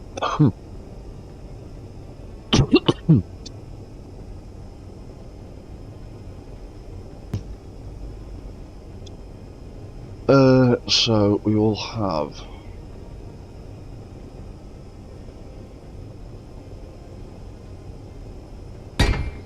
something like that, maybe. No, actually, because we are creeping into my visual range.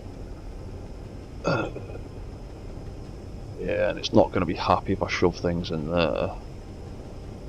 It's already not happy with those blocks at the bottom. I don't want to push it too far. I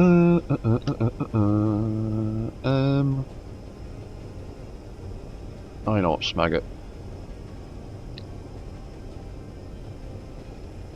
We'll have those three there as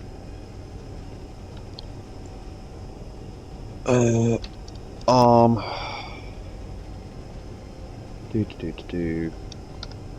Gat arm on.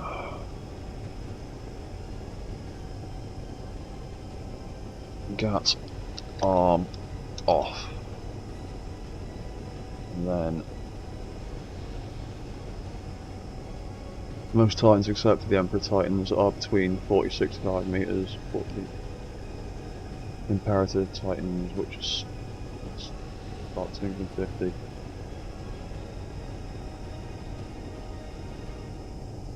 Yeah, you see, I found like an official, very official looking like 2D scale like representation with all of them on it, and even the tallest one didn't sound tall enough compared to how it's described. So I just decided, sod it, I'm building it in large grid, built as big as I want. Because I've challenged myself to make a AI controlled mech as small as I possibly could, and that's why I ended up making the Jameson bot thing. So I thought I'd challenge myself in the opposite direction and see how big I can make one, just for the hell of it. Right, and that can be arm on off, and then we need another event block, because I'm addicted to them, to put there, and we will call that controller arm on off. Right, so we've got all of these ridiculous controls now.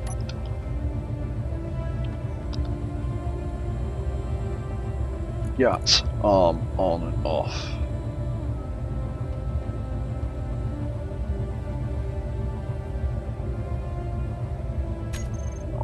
What did I call that controller?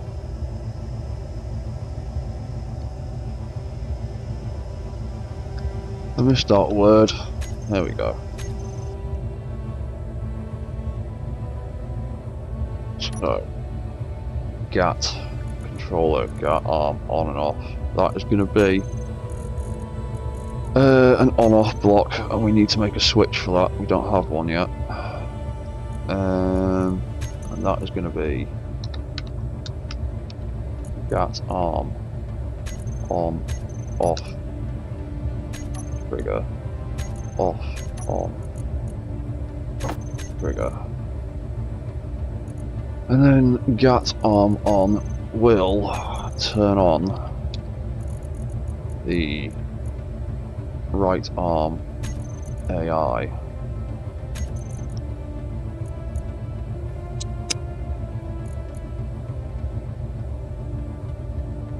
And it will turn on that controller and that camera, and there'll be a light in a minute when I can be arsed building it, and that'll be that. And then Gat arm off will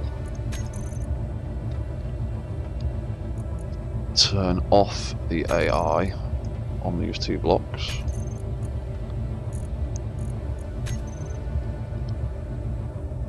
It will turn off that controller.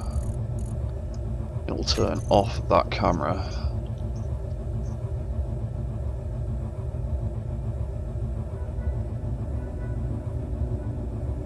And I'll turn that off just to make sure it's damn well off. And I'll turn that off to make sure it's damn well off. And it can stay like that for now. And as a failsafe, it will turn all of those sensors off. And at the end of that, it will reset some stuff to its default positions. But we want to set those default positions first because it's easier. So if we increase that arm,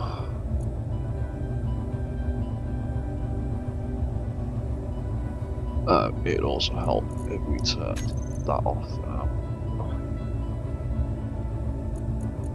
So if we increase the velocity on that one, and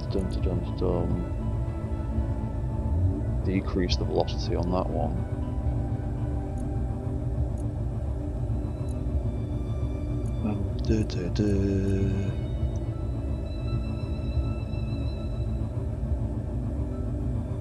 increase the velocity on that, and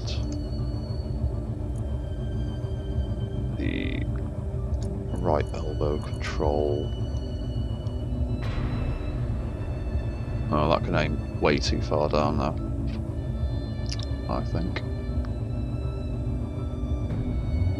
Yeah, that's slamming into some stuff. Right, so that's going to be set up like that once we've adjusted a few, well, we'll adjust a few things later. GAT, control, arm, off.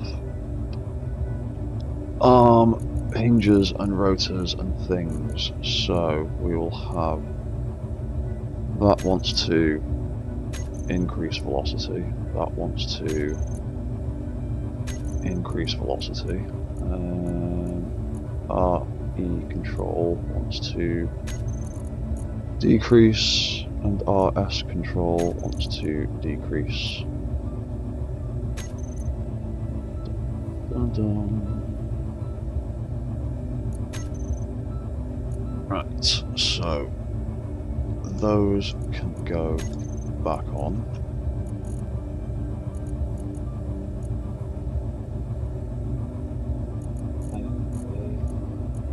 That I will control, move into a different position. That I will control, move into a different position. So now when we trigger Gatling arm off, it will turn off all of those things, and it should reset the arm to that position. Sweet. Does that gun get in the way of that leg? No, it doesn't. Fantastic. Cool. Right. So that's almost got an on and off switch. We do also need some kind of lighting.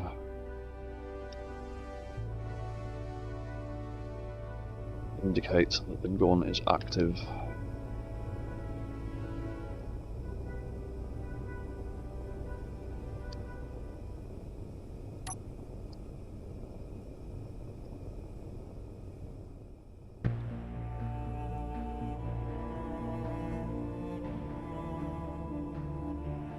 And as usual, spectator mode is being an arse. What have we got? All we've really got in this size is the small, that size of spotlight. You know what? I'm gonna build a thing in here.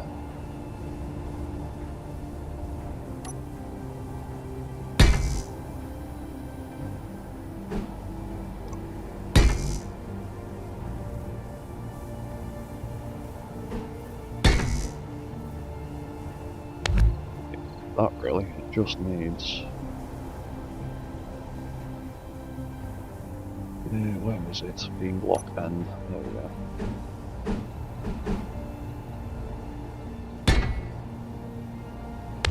You know what? I'm gonna make it that way. So it's got arrows spinning round the same way the gun spins. Just because I'm a dweeb like that. Right, and there. Which way round are we? I want the gun to be the right way round. 3.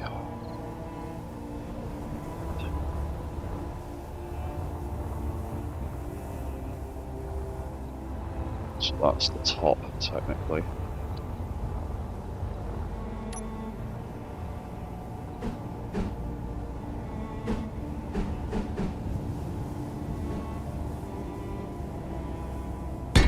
Build that there. See the beam on the inside of it.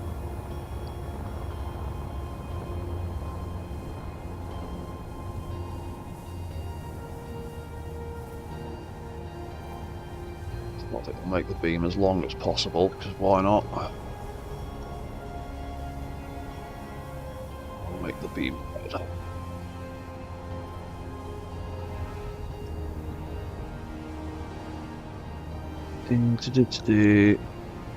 Gat cannon light active. And you can't really see it.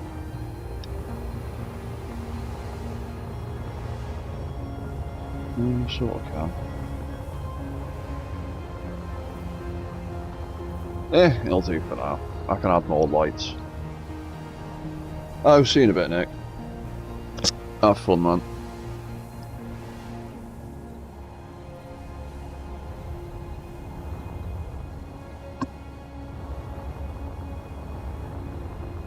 Right, we can add a bit of that.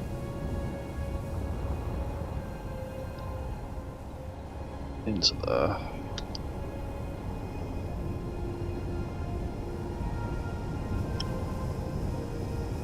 I will need an equal setup on the other side for the other control.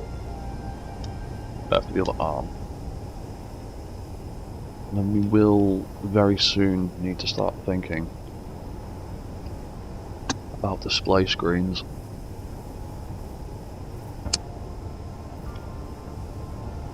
What exactly I'm going to do about them. Because I want to get one of my weird little custom HUDs in here. But it's going to be tricky. And before I can really do much more with that arm, I need to get other things set up first.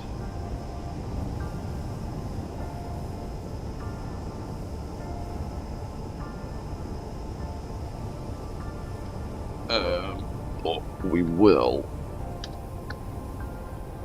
quickly tie that spotlight into here.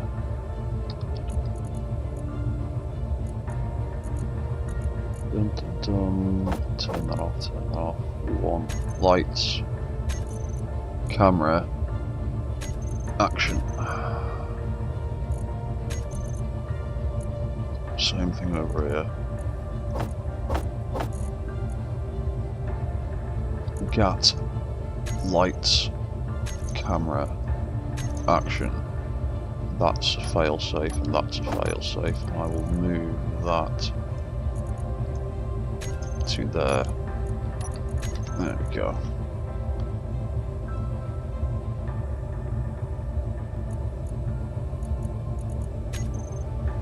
Trigger that on, trigger that off. Right.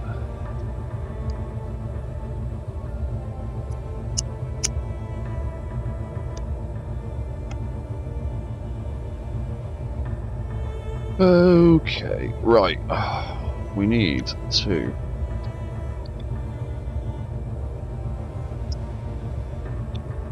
think about how we're going to do the arm on the other side.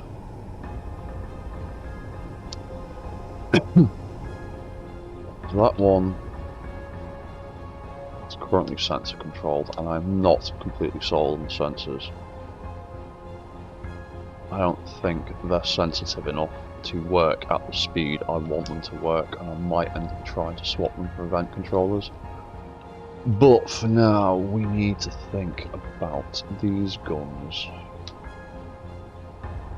Railgun L01A. Copy settings, copy all. I want these to all be in opposite pairs. Paste 1B.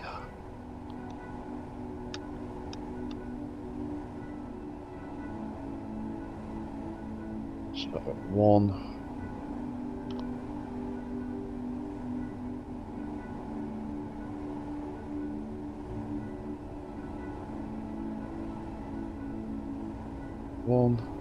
1, 2, 2, 3, 3, 4, 4.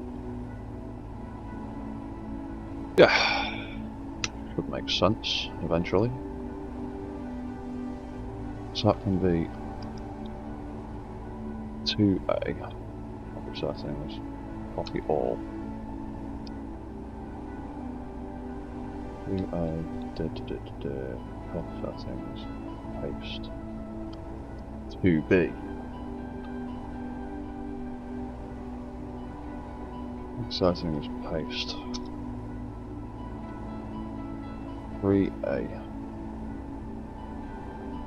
Copy settings, paste.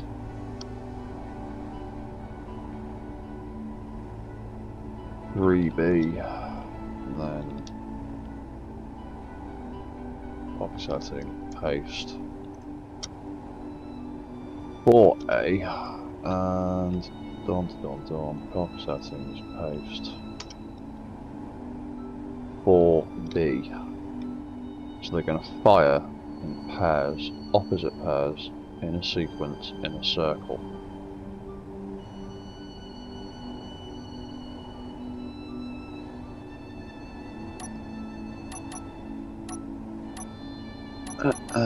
Where is it? 6. Grinder. Welder.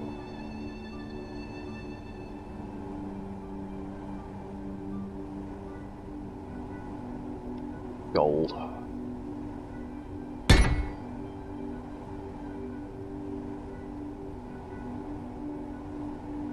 Plasma control. It's going to be a great big plasma cannon. Essentially. So that is going to fire things, but I want them to fire in sequence, which means I need 4 timers. At least. To fire and trigger each other.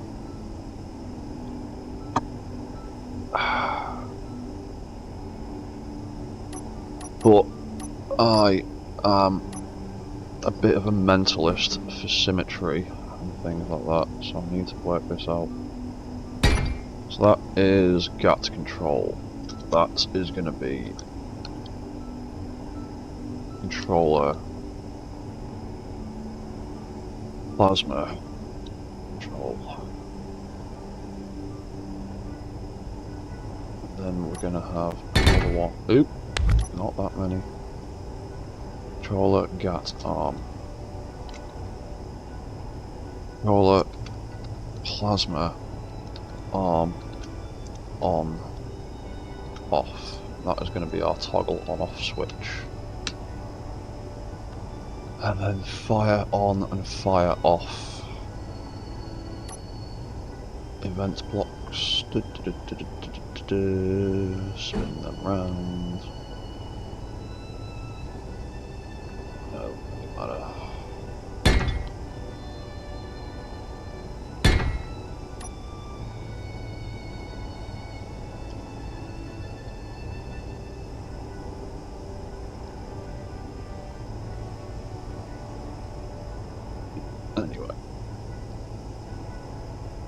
scat fire on. Plasma fire on.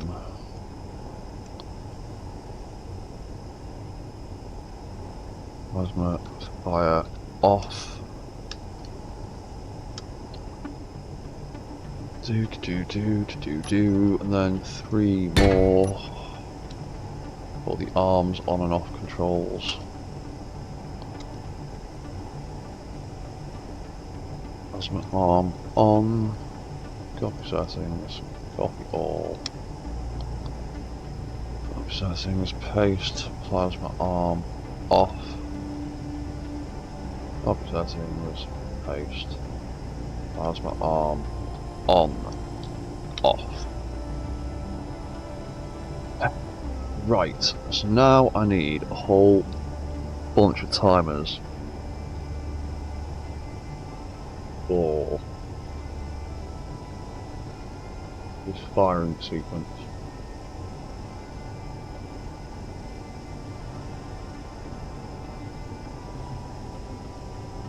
So, the first one. The first one will need to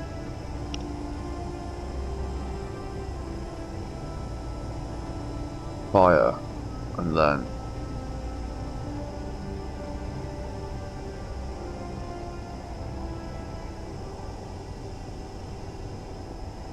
fire, shoot once.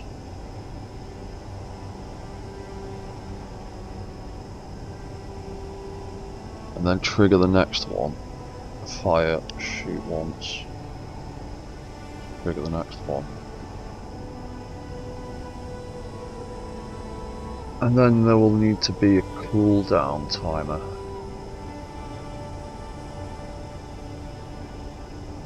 Because railguns have... large railguns have a reload 4 seconds after every shot. Bollocks. Recharge time around a minute. 60 seconds.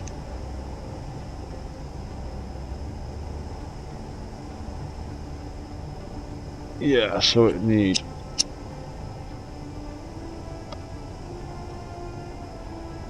you potentially have a cooldown timer, I'm not sure. We will just experiment.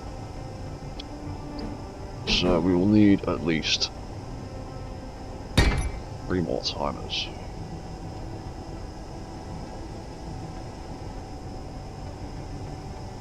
Fire button can fire the first one and then trigger the next 3.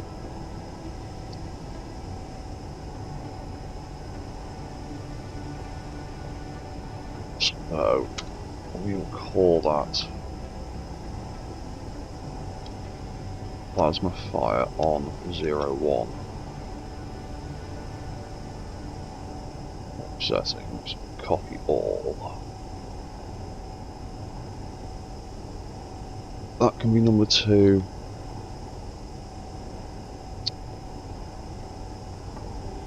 Oh, for God's sake. Copy settings, copy all. Copy settings. Paste. That can be 3. And then that one can be number 4.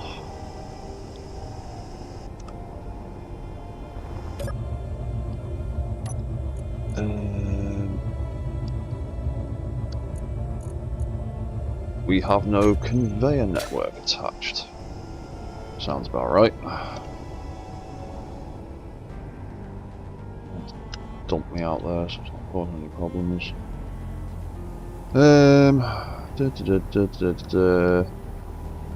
All these lights are green, leading down here to our guns. Those lights are all green. These lights are all green.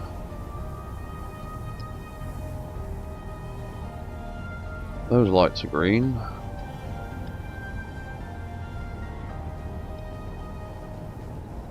Where are we not green?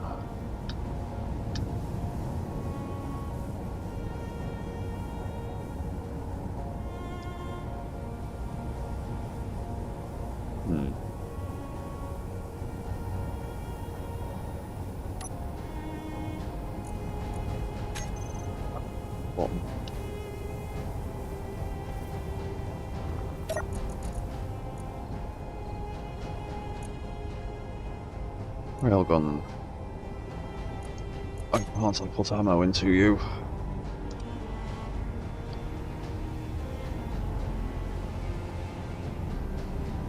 Where are we? Lost again. Right, we're there. We're there. Oh! I don't know. No, you're connected. Oh, hang on.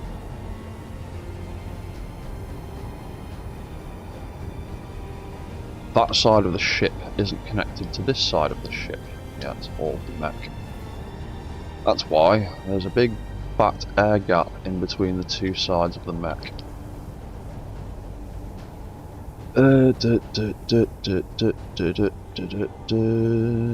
So we will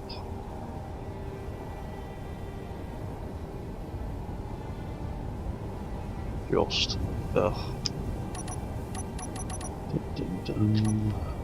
we'll delete that. We'll delete that, and we will rebuild this properly now. Probably what it's ended up being.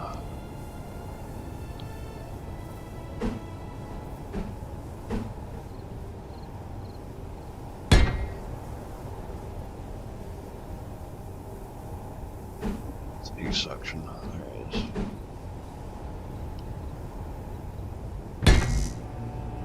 We'll build that, and that.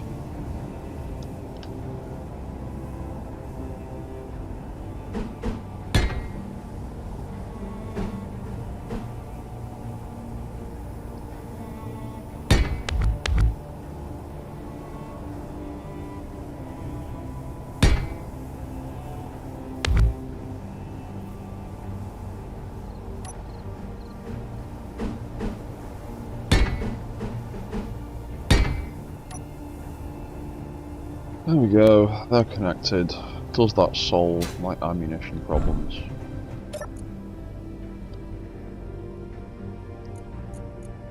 No. Then what's the problem? What have I screwed up?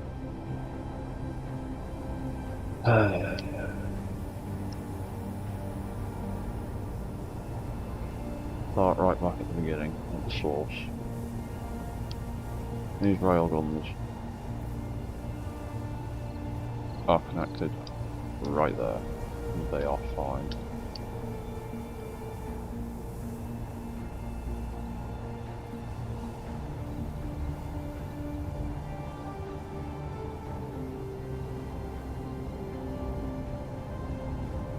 Connect into there, which is fine. Connect into there, which is fine.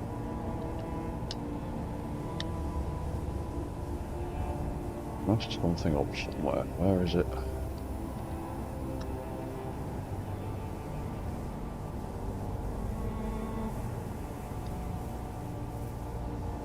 That's connected to there. That's connected to there.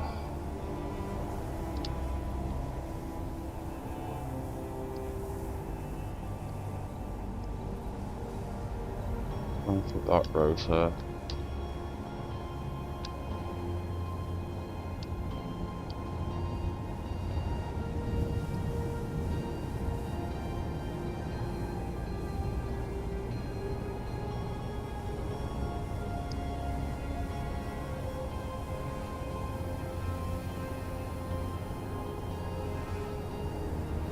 I don't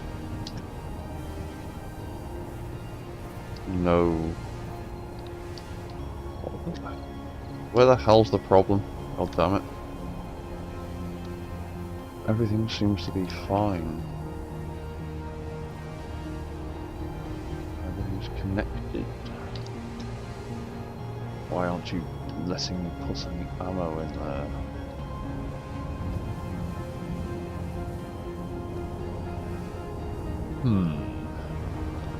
Curious.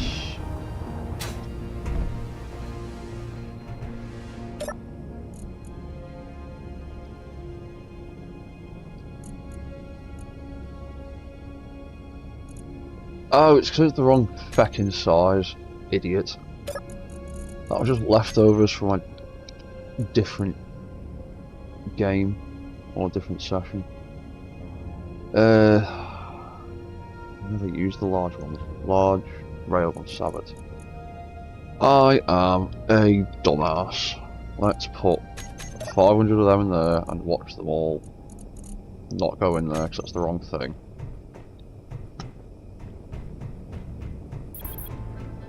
Ugh.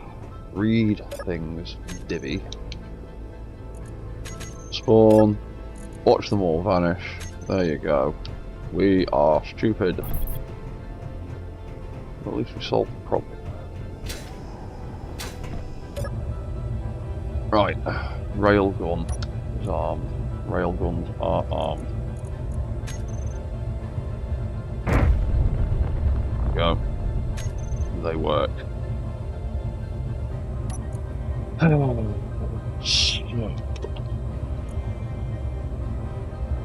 This ridiculous firing sequence.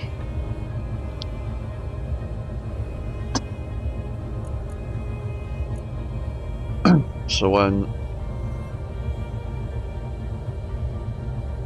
for the first one we want two.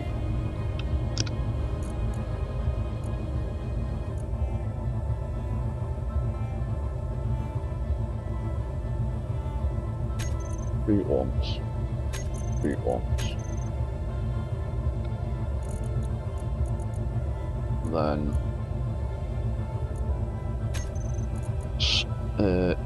actually turn on and start plasma fire number 2. Plasma fire number 2. Let's be on that for now. Because I've got an idea for making things fire quicker, but that's some complicated thinking. So, plasma cannon number 2 is going to fire railgun 2A and 2B. Pals. Plas. And then it's going to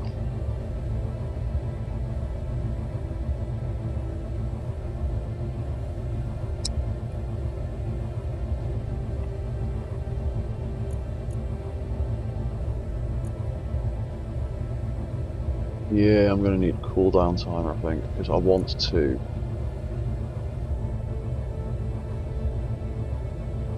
turn that block off.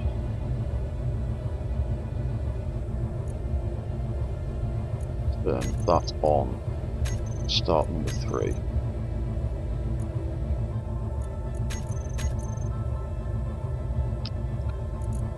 And plasma cannon number 3 is going to fire that. And fire that. It is going to turn off number 2.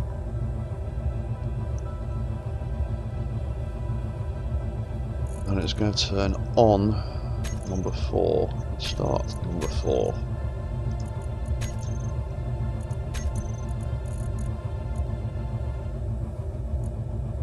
And then number 4 is going to fire the last 2 railguns.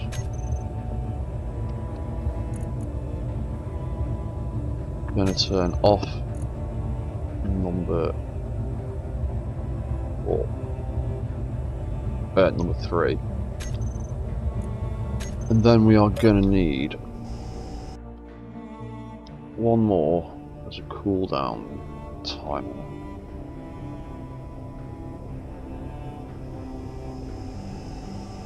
These things apparently take nearly 60 seconds to recharge. So, I want failsafe to stop it firing again. All that one. For now, it can be plasma recharge.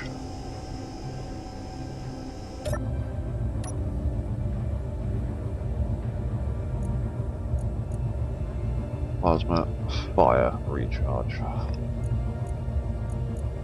And that will be 60 seconds long for now.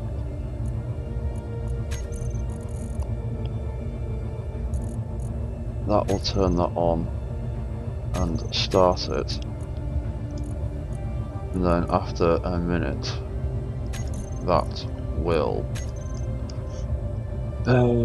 turn the firing button back on.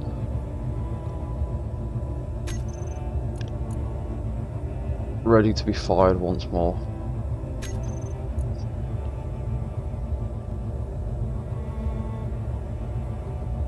So we now have fire on, fire off, fire off.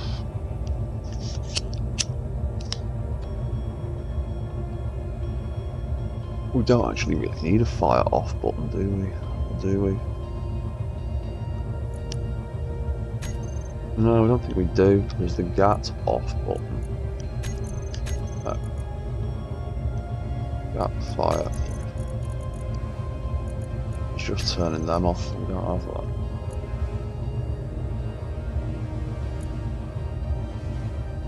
that. Ooh, actually, no. Plas arm fire off. B.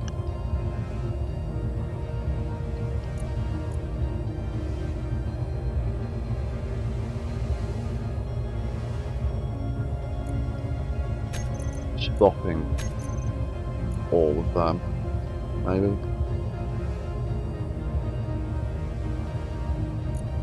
No, because then if you release the trigger, it will stop firing stuff. Maybe I don't need that one then.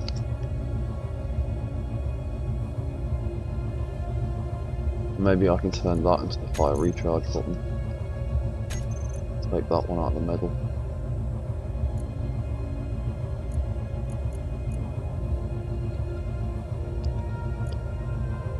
We'll try that for now, actually. Don't think we actually need a fire off button for this side.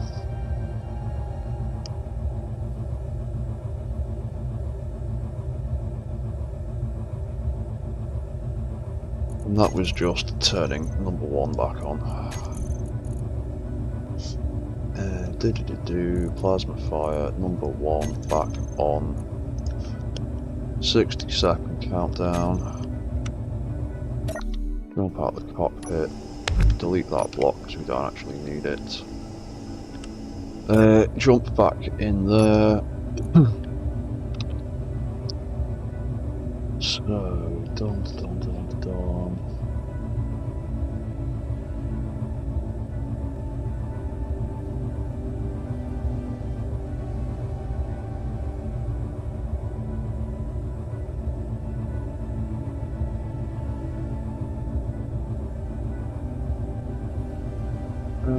Right, yeah, so plasma control, that will be a block off and on scenario again.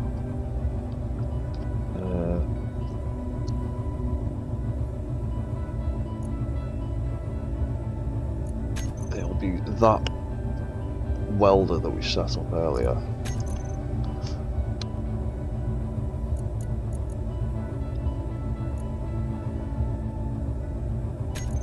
Want it to turn that on and off and trigger it.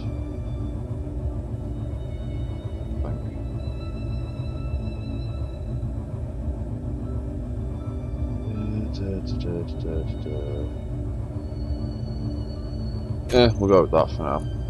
Let's see what happens. So, arm, left elbow, you're going to get all of those railguns removed for a start. You're going to have that block added.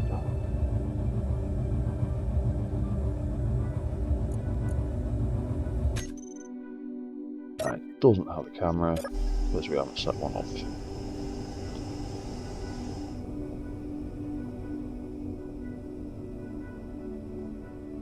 Because we never got round to it.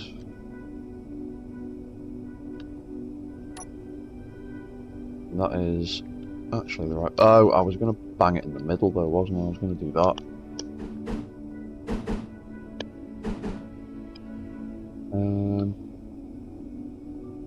What way round is it? Is it that way? We'll find out in a second.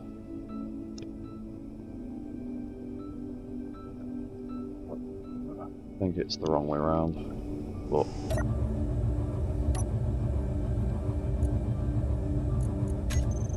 Yeah, we're upside down. I thought so. I'm an idiot.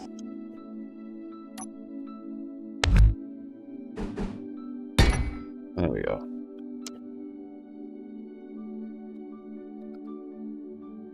Plasma camera F.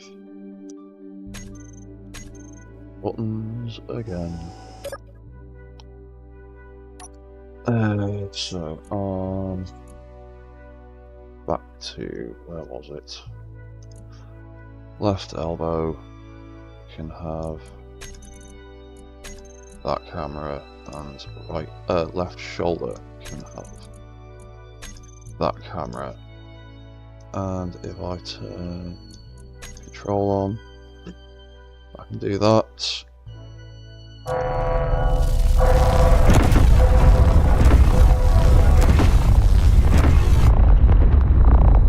Cool, that basically works how I wanted it to.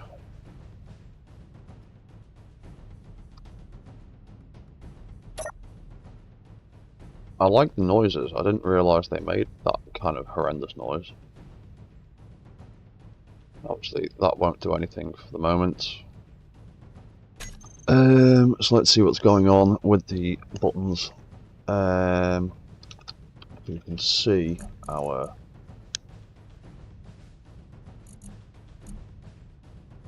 things happening, so we can drop. We'll go on to the next page. Drop that there, and drop that there, drop that there, drop that there, and that's our recharge. We'll have one of our railguns there.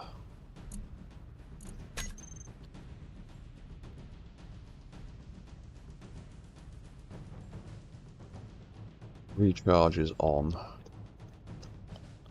Hang on.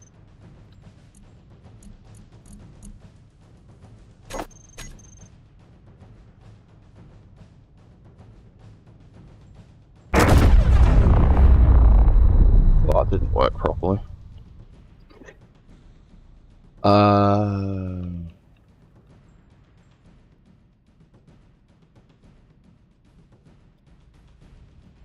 on.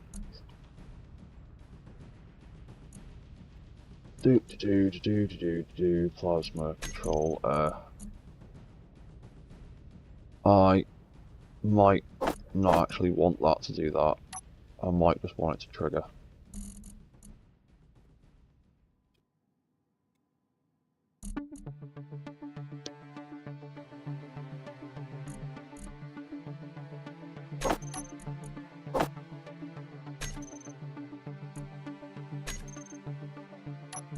And also, recharge needs to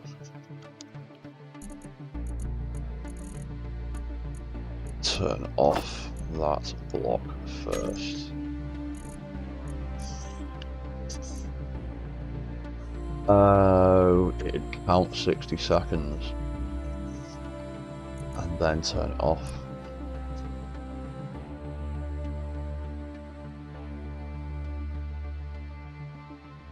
Oh, hang on, I can get them to turn themselves off though, can't I? I'll get the sequence right. So I'll have that, just turn that back on after 60 seconds. So I can do that, press play on that, and then turn itself off.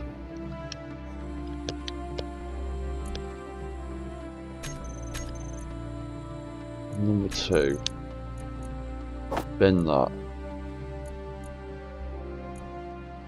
Trigger number 3. And turn itself off. No, not there. There.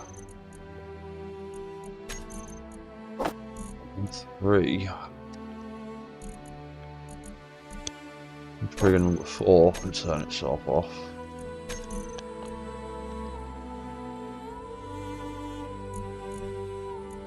Recharge. Oh, because I've changed the damn button, that's why.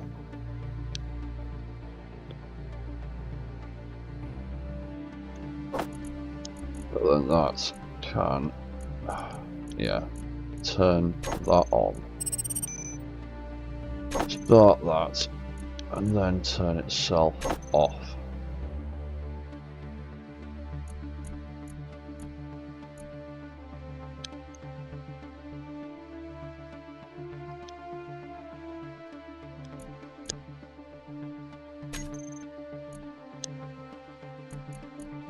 No, if we trigger that.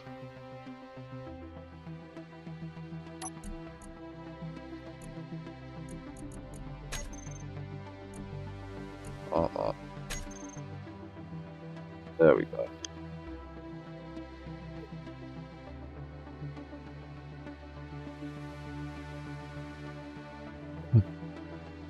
Smag it. 4. Press that button. Not doing anything.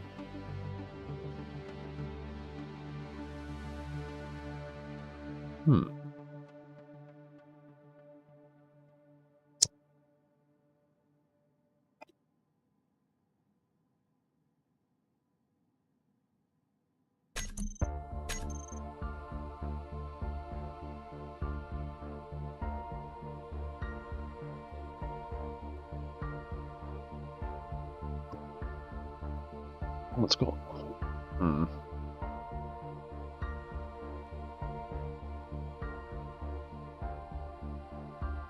You get down to 0. Stopped.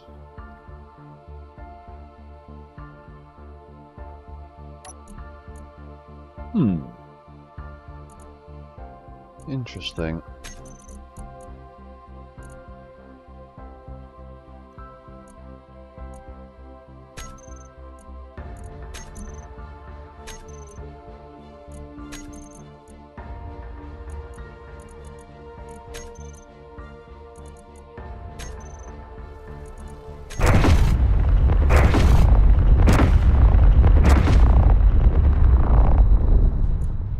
Doesn't seem to do anything on the trigger now. Command. Strange. Anyway, that's recharging.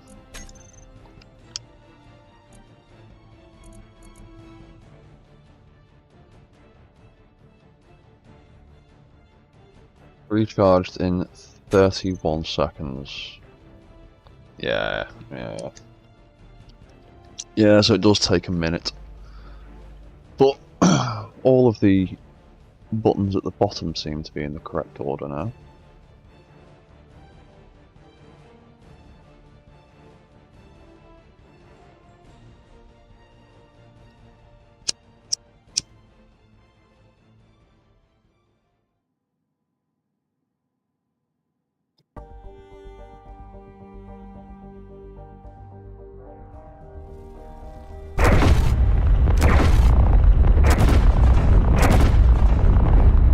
Right, well that seems to work properly now.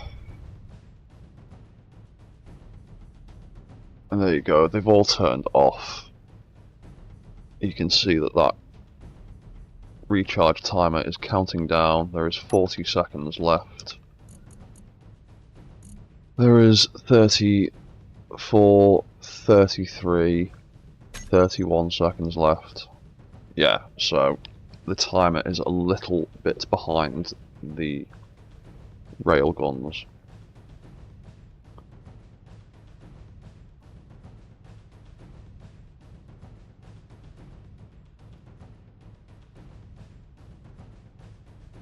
Which is good because it means it's counting after the last one.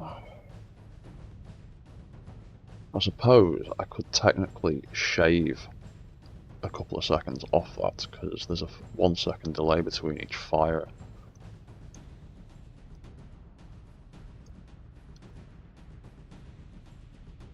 Have I relinquished control of that turret again?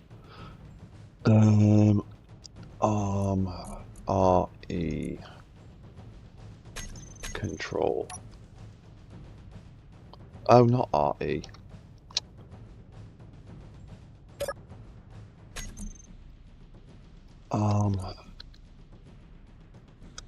LE. That one. There we go.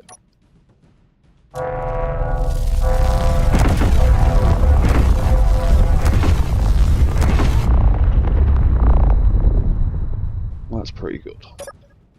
Although, that arm does need to be able to aim lower. I might need to rethink the design on these stupid hinges, because there's just no way I can actually feasibly protect that properly. And that... what is that doing in there?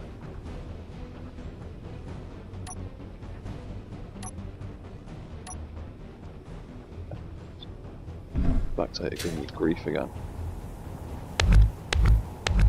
What is that doing in there? Mirror mode nonsense again. So what did we decide? Minus 10 was a 15 was a bit much, wasn't it? Call it minus 10.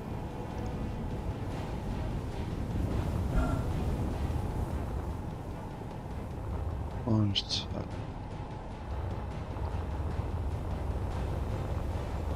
It's minus 15.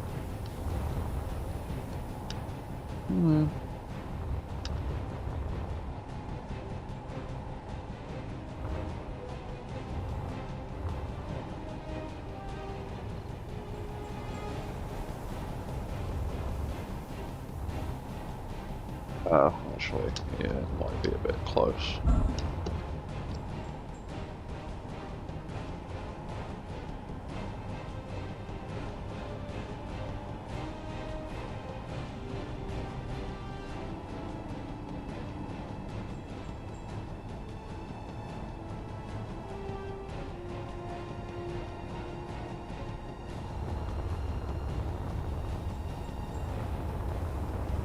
Might end up turning that into a giant rotor system instead.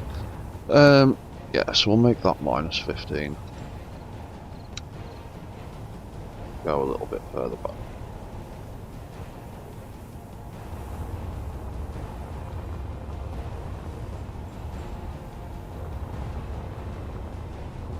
If we bring it in any closer to the body, that's cause problems. That can aim.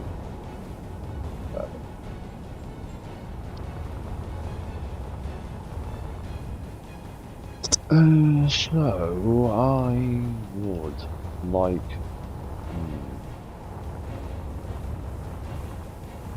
and do the big red spotlights around here.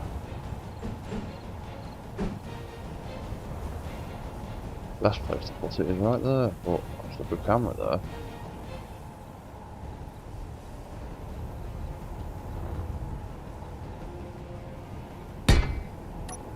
Put cameras on. No, you can't put.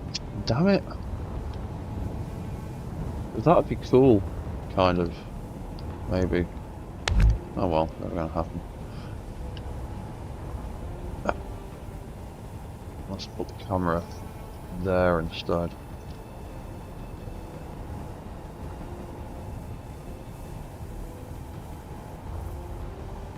Or potentially have the camera poking out, spot poking out with that kind of camera on top. We could do that. Gosh, that thing's coffee or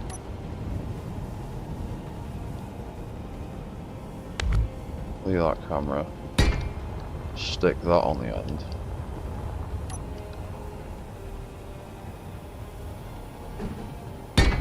bung that camera there.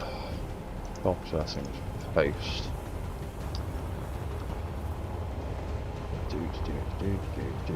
Do. Top settings, copy all. Do. Nosy on over here. Top settings. Paste. All that. Plasma cannon white for now.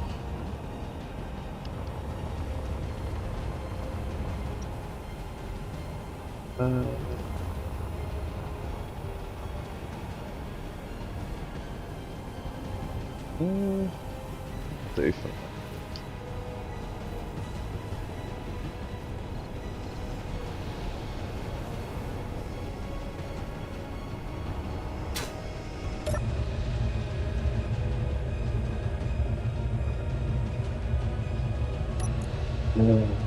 Right, need to reset those cameras though. LE. Plasma. Do. Camera. Plasma.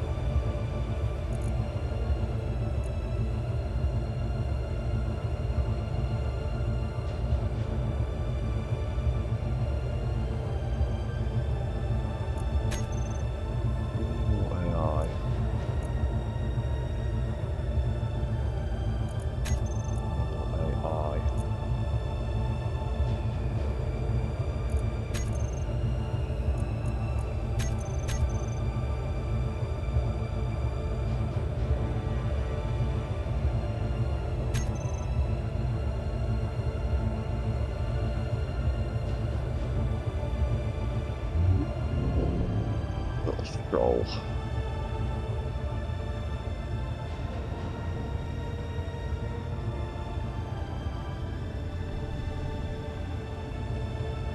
Oh, the arm's kicked in.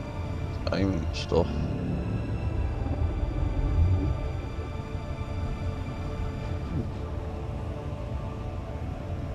What's firing?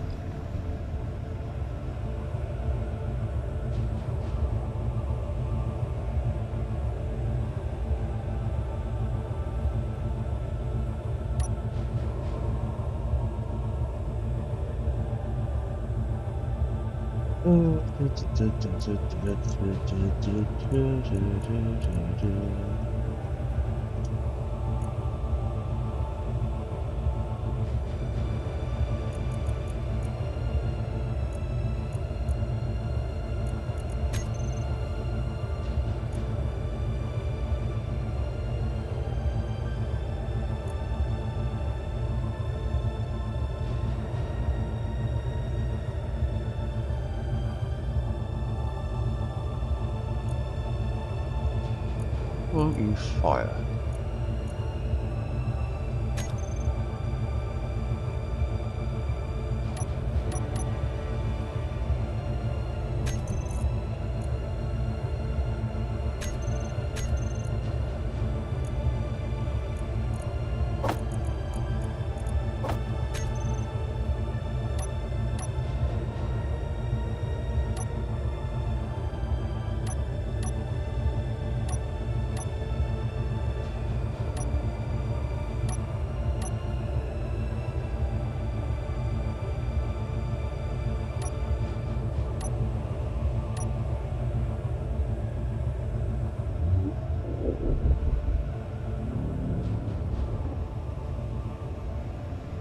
Is it a...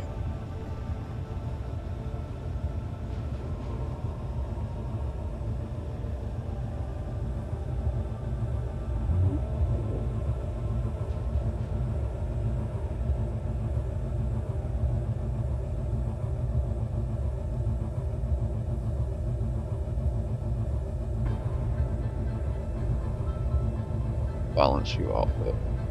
There you go. Back to being level.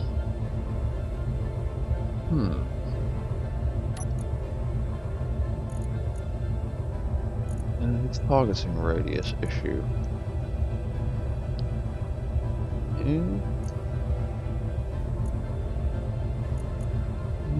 Got plenty of aiming range.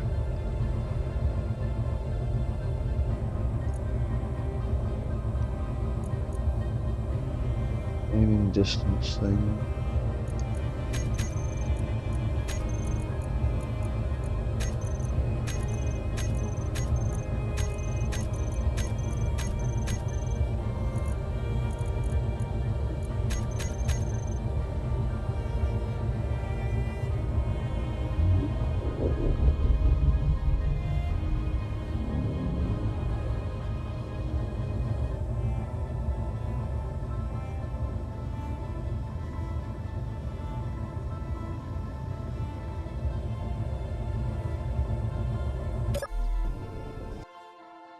What if I drop myself in firing line? Clean up all this other crap. So it's got nothing else to target but me.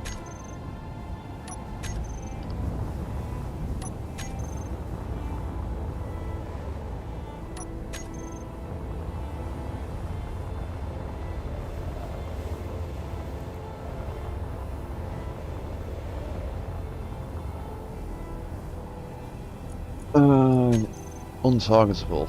There you go.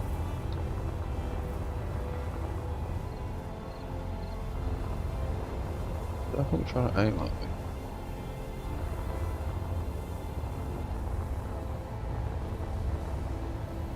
It's not firing.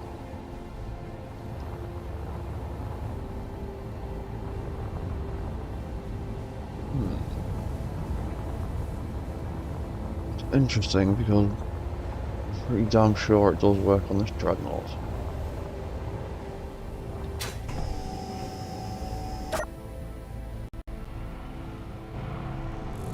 Uses basically the exact same system.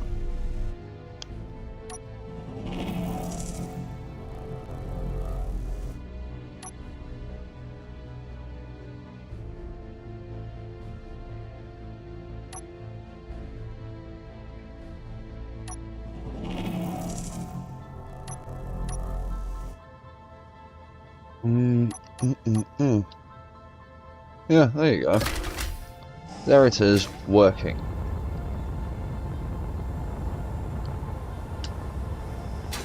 There's an event block triggering.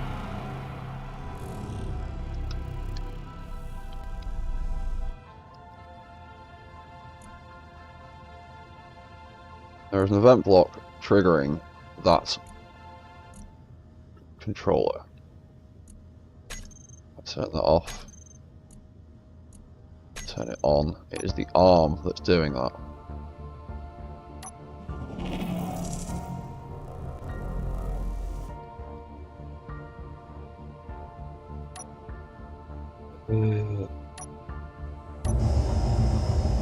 Walk mode. Yeah, there we go. Because if I walk over there and out of range, it turns off. If I walk back into range, it turns on again.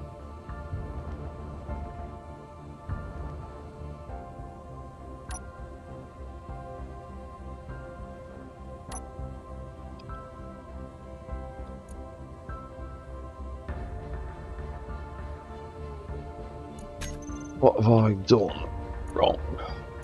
Done something wrong.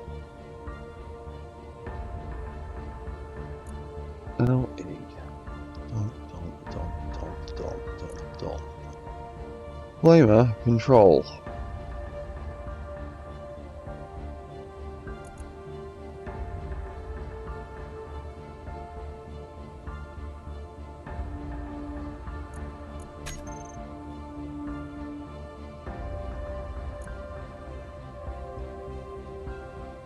Flamer control is that.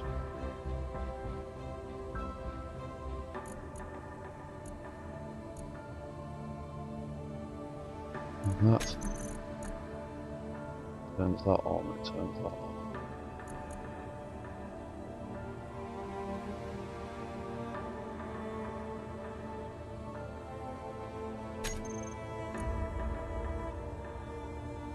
Yeah, so it's all set up right.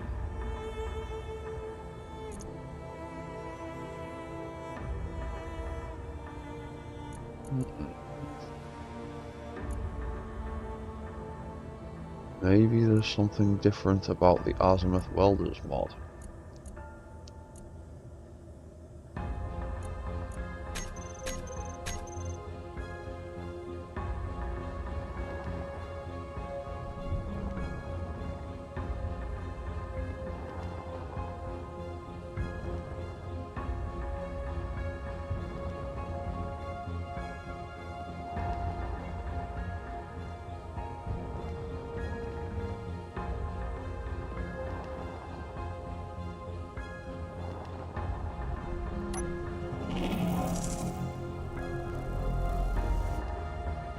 Because that's working how it's supposed to.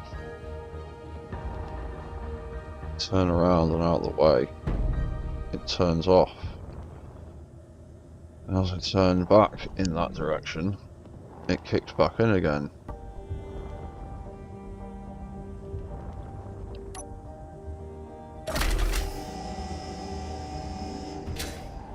Yeah.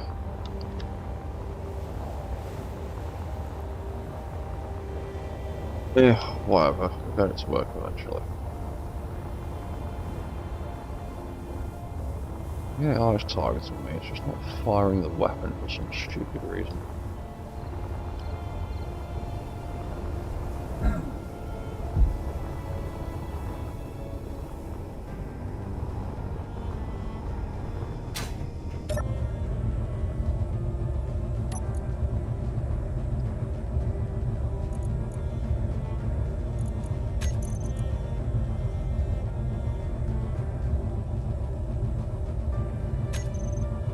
When's that to start?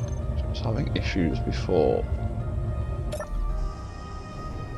with trigger functions. Wrong thing.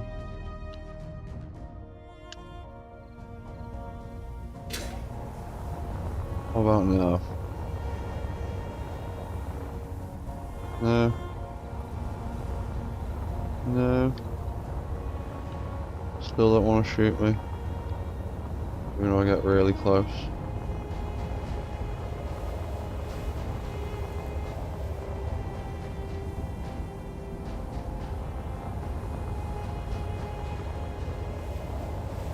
No.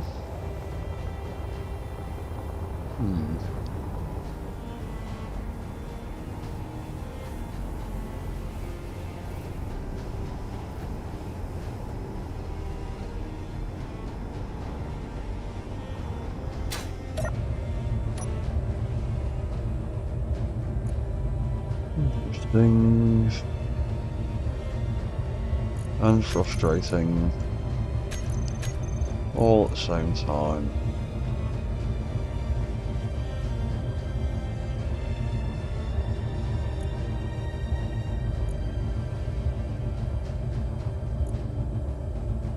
Plasma control is off.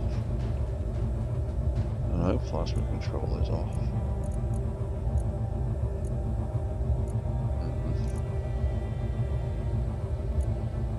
I don't know why it's being annoying, because I can fire it.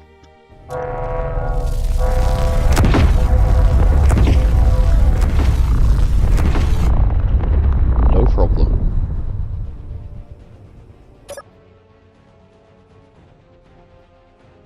But the AI is a bit moody about it.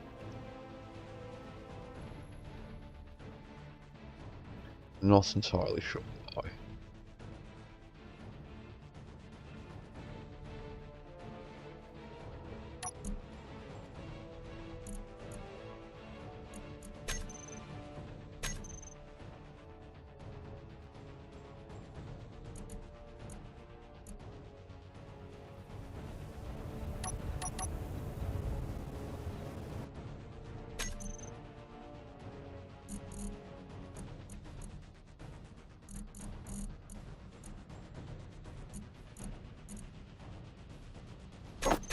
We'll stick that there for now. Just turn the arm on.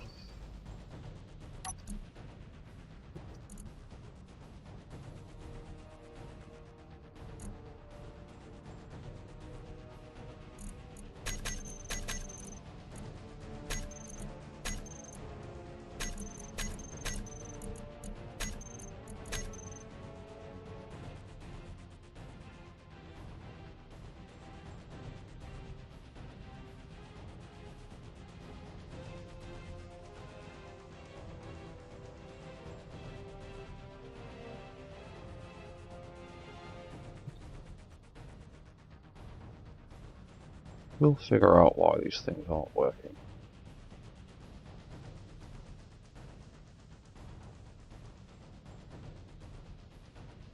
Might even rig them up in a slightly different way.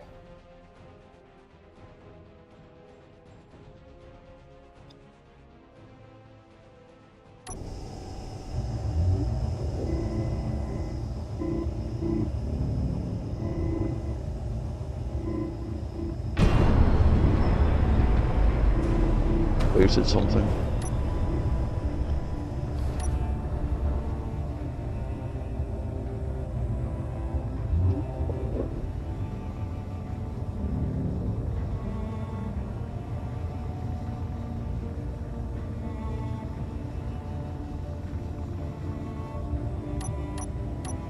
Signals off.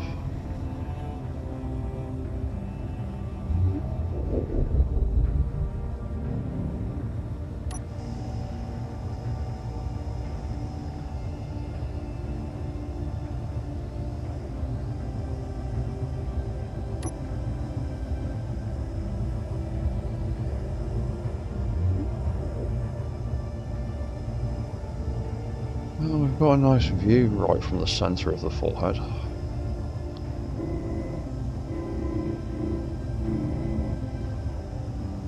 I need to set up the controls for the head.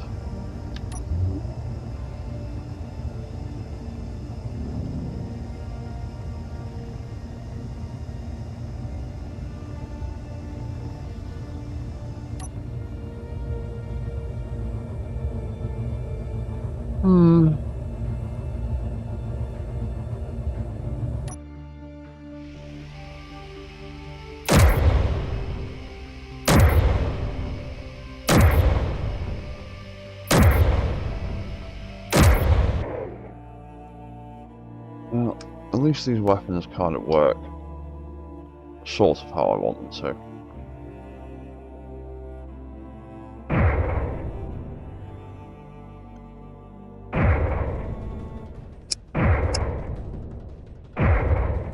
Well, I'm not fully convinced by the sensors, because as you can see, some of them are missing occasionally.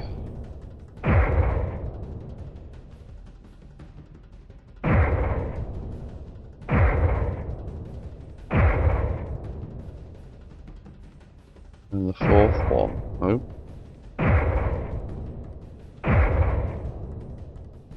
Yeah, there seems to be one missing. Anyway, that kind of works. And we've got the other side.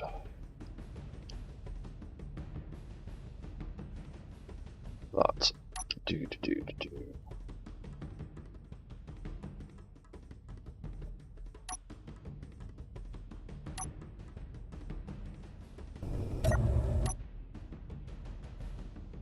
That one.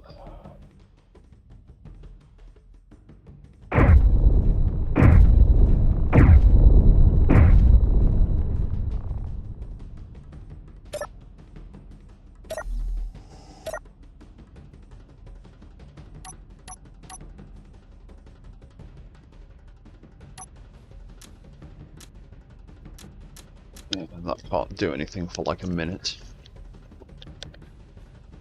Then it can fire again after a minute. We need to, at some point, put some indicator lighting on to indicate how long is left of the recharge cycle.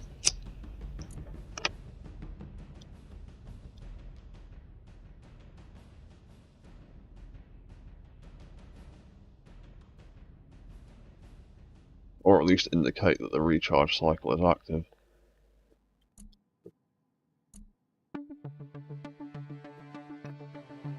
And I've got an idea how I might do that, but there you go. That gun is active again.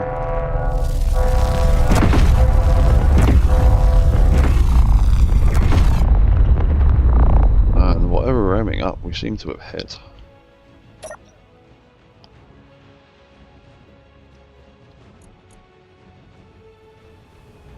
But yeah, that's some of my Warmaster Titan design. And that's been nearly 3.5 hours, so I'm gonna leave that one there for a bit now. And probably go to bed, because it's gone midnight. But why not walk around a little bit and play with some of the walk functions.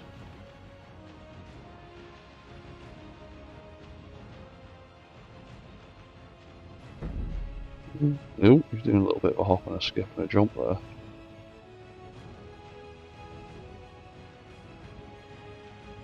Balancing system kind of works a bit. We've got a great big gyro in the back to spin the whole thing left and right. We've got one down there between the hips for tipping it forward and backward. And then we've got a gigantic one hidden in there for turning left and right. And with them all combined, I can kind of maintain some kind of balance over the whole thing.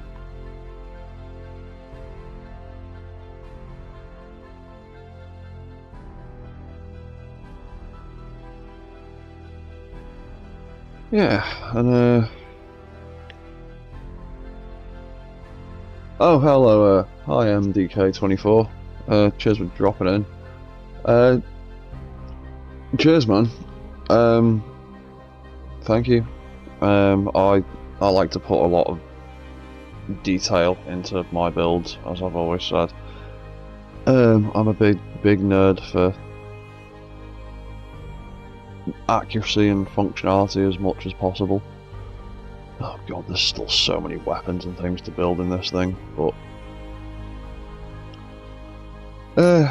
yeah. Sorry, let's fire that one more time because it's funny.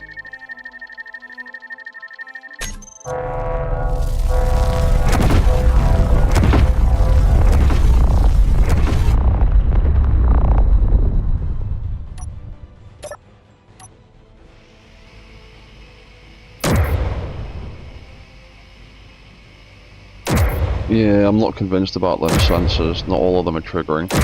Might have to change it to event blocks.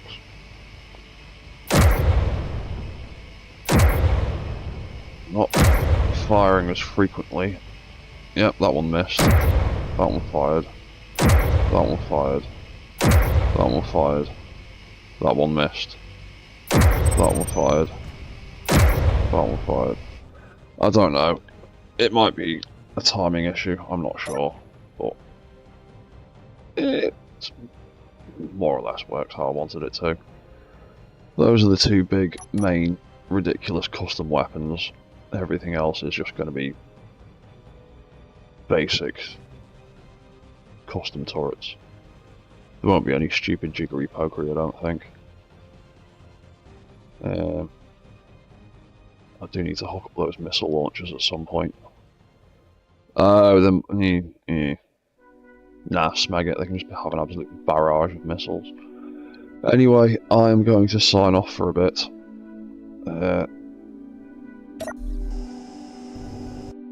There's lots and lots and lots more to do on this, and I need some sleep. I might come back to this tomorrow afternoon. So, for now, I'm going to leave that ridiculous thing there.